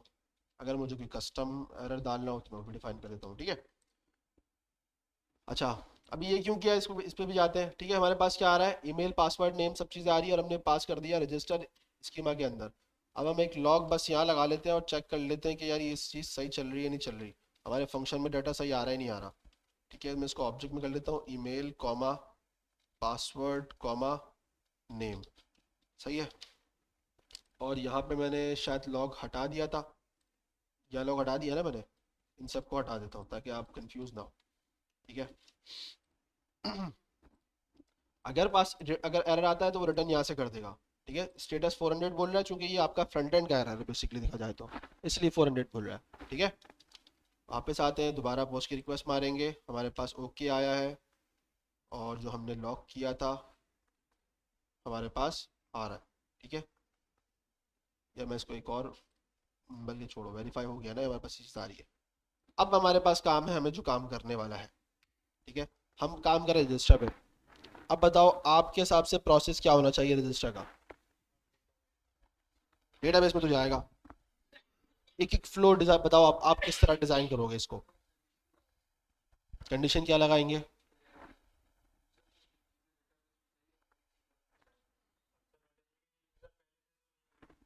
पहली कंडीशन तो ये होगी कि पहले तो आप ये चेक करो कि भाई जो साइन अप कर रहा है वो यूजर एग्जिस्ट करता है या नहीं। अगर तो करता है तो आप बोलो भाई कि आपको साइन अप करने की जरूरत ही नहीं है, आपको लॉगिन करना चाहिए। आप उसको बोलोगे ना ऑलरेडी एग्जिस्ट, तो आप उसको मैसेज, आपके पास अक्सर आता होगा मैसेज ऑलरेडी एग्जिस्ट, तो ये वाला मैसेज आना चाहिए उसके पास। ठीक है, तो हम क्या करेंगे, पहले तो हमारे पास जो ईमेल आ रही है, ठीक है, हम एक कंडीशन लगाएंगे, इफ ईमेल। अच्छा, अच्छा ये जो काम हमने किया है ना अभी जॉय से, ये हमारे पास एक्सप्रेस भी हमें प्रोवाइड करता है, मुझे भी अच्छा वो याद आ गया, एक्सप्रेस वैलिडेटर।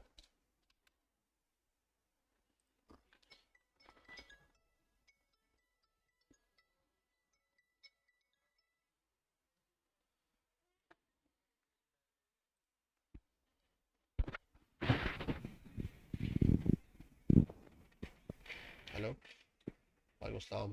हाँ समीर, वालेकुम अस्सलाम।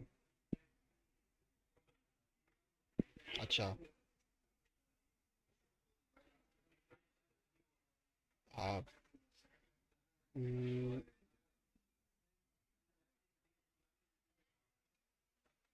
अवेलेबल हो आप? चलो मैं कल की सेटिंग बनाता हूँ। आप एक काम करो, लैपटॉप ले जाओ, ले जाओ। सही है। हाँ मुझे पता चल गया, वो मैंने उससे पूछ लिया था। वो कंसल्टेंसी के लिए आया था ना वो। माशाल्लाह माशाल्लाह माशाल्लाह भाई, कंसल्टेंसी के लिए आया था ना वो तो।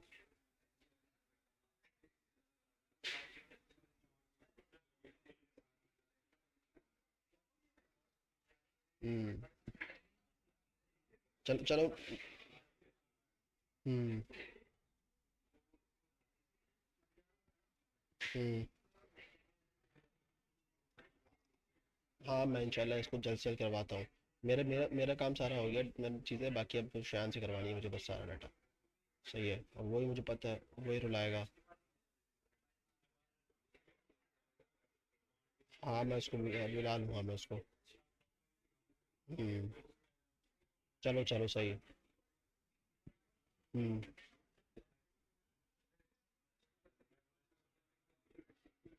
मैं अपना हाँ मैं आपको थोड़ी देर निकाल दूँ, मेरे से क्लास चल रही है ना। अब फ्री होकर फिर आपको कॉल करता हूँ। सही है। तो मैं घर जाके कॉल करता हूँ आपको, ठीक है।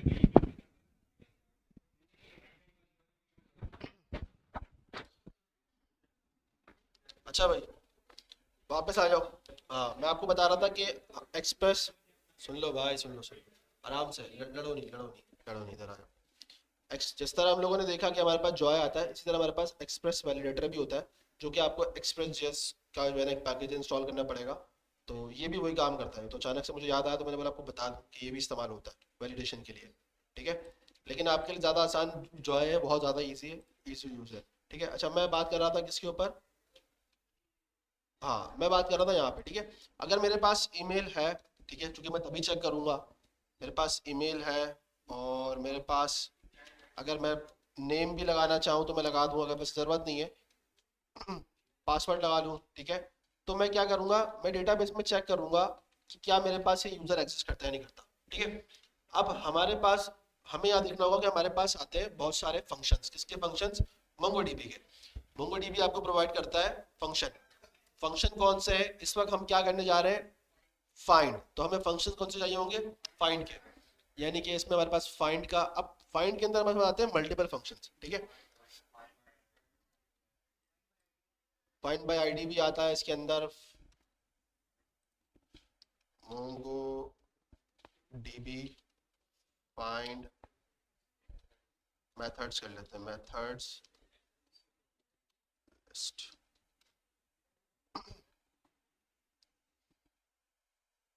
देखो एक आपके पास आता है फाइंड का मेथड, फाइंड वन का मेथड। सही है। और ये लिमिट है, ये तो लिमिट है। ठीक है, तो हल छोड़ दो। तो इसमें फाइंड बाय आईडी भी तो आता है। मैंने मोंगो डीबी लिख दिया ना, मुझे मोंगोस लिखना चाहिए था। मुझे मोंगोस लिखना चाहिए था, Mongo dB and mongoose both, क्योंकि वो इसका मेथड नहीं है। Mongo dB and mongoose.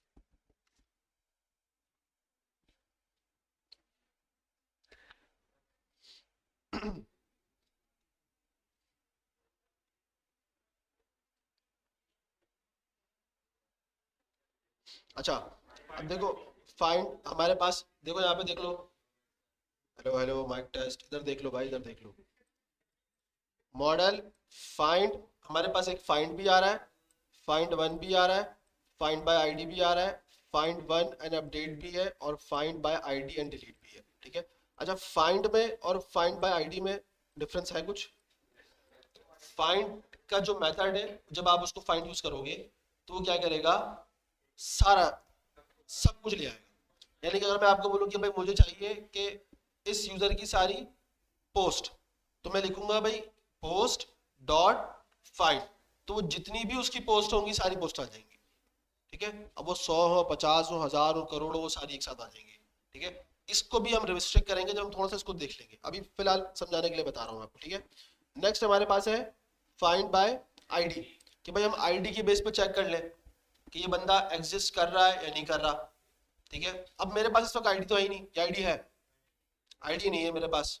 ID तो तब होगी ना जब मेरे पास यूजर रजिस्टर हो चुका होगा। अब क्या करूंगा मैं? फाइंड ईमेल भी हो सकता है मेरे पास, या नहीं हो सकता? फाइंड के अंदर मैं ईमेल डाल सकता हूँ, फाइंड के अंदर, फाइंड वन के अंदर ईमेल डाल सकता हूँ, ये मतलब वैसे कोई फाइंड ईमेल का कोई फंक्शन नहीं है। हाँ ये बता दूं मैं आपको, इसमें कंफ्यूज नहीं होना, फाइंड वन का ईमेल का कोई फंक्शन नहीं है। अच्छा वापस आते हैं, फाइंड पे जब आप करोगे तो आपको क्या बोल रहा है, return a cursor to all document that match a query. जैसे इसने आ रखा एज 18, ठीक है। अब यानी कि मेरे पास जितने भी यूजर हैं 18 साल के बराबर, ठीक है, या 18 साल वाले, सब आ जाएंगे, एक दो नहीं सारे आ जाएंगे, ठीक है। अब इसके अंदर मैं इसके अलावा ये भी लगा दूं भाई जेंडर, कि भाई मेल हो तो सारे मेल आ जाएंगे, या मेरे पास मैंने आपको बताया अभी पोस्ट की बात करी तो सारे पोस्ट आ जाएंगे। मतलब मैं अगर ये चीज़ डिफाइन भी ना करूँ, अगर मैं एज डिफाइन नहीं करता, मैं डायरेक्ट इसके ब्रैकेट एम्प्टी छोड़कर इसको कॉल करता हूँ। यानी कि मैं, अगर मैं आपको एग्जांपल देता हूँ कि मैं यहाँ कॉल करता हूँ यूजर, सॉरी यूजर, यूजर नहीं आ रहा, इंपोर्ट, मैंने इसको एक्सपोर्ट डिफॉल्ट किया था, नहीं मुझे याद पड़ रहा है मैंने डिफॉल्ट तो नहीं किया था। एक्सपोर्ट मॉडल का है, model user model JS user, ठीक है, यूजर डॉट फाइंड। अगर मैं ऐसे कॉल कर देता हूँ, ठीक है, तो इसका मतलब है जितने भी यूजर है सारे आ जाएंगे। मैं इसमें अभी कंडीशन डिफाइन ही नहीं कर रहा, ये आपको खुद ही बता रहा है फाइंड के अंदर फिल्टर, क्यूरी फिल्टर के अंदर बता रहा है भाई नेम ईमेल पासवर्ड क्रिएटेड, और मतलब जो दिल चाहे आपका डाल सकते हो कंडीशन के हिसाब से, ठीक है। ये क्यूरी लिखना भी आर्ट है, सम टाइम तो आपको नजर आ रहा है कि यार ये तो find ID find by ID, नहीं भाई ये बहुत छोटी चीज है। आपके पास बड़ा डाटा होता है, बड़ा स्कीमा होता है, ये क्यूरीज बहुत बड़ी हो जाती है, ठीक है। मतलब मैं आपसे कहूंगा कि 30-40 लाइंस की भी क्यूरीज हो सकती है आपकी, क्योंकि इतना मुझे डाटा रिस्ट्रिक्शन पे निकालना है कि भाई ये चीज़ चाहिए तो ये चीज़ चाहिए, इसके अंदर ये चीज़ चाहिए, या तो इसके अंदर ये चीज़ चाहिए, ये नहीं चाहिए, ये लिमिट चेक करो, ये लिमिट चेक करो, उसके बाद निकालो। ये बड़े बड़े प्रोजेक्ट्स के अंदर ये चीज़ें होती है, ये चीज़ें होती हैं कि आप प्रैक्टिस के साथ साथ वक्त के साथ साथ सीख जाओगे। ऐसा नहीं है कोई आसमान से उतरोगे कोई आप गोली खाओगे आपको आ जाएगी, नहीं ऐसा नहीं होता, ठीक है। Const user data equal to, अब वेट यूज करेंगे हम, क्योंकि ये एक एपीआई कॉल ही है काइंड ऑफ, जो आप डेटाबेस से कम्युनिकेट करोगे। अब हम क्या करेंगे भाई, फाइंड तो हम कर रहे हैं, ठीक है, लेकिन हमें, अच्छा अब देखो दो डिफरेंस है, एक फाइंड वन है एक फाइंड है, दोनों चीजें हैं। फाइंड वन भी आ रहा है ना, return the first matching document, समझ में आई बात? फाइंड वन और फाइंड में डिफरेंस है, और एक और डिफरेंस है, फाइंड वन जब आपको रिटर्न करेगा तो वो एक एरे फॉर्मेटिंग के अंदर देगा, क्योंकि मल्टीपल डाटा है हमारे पास।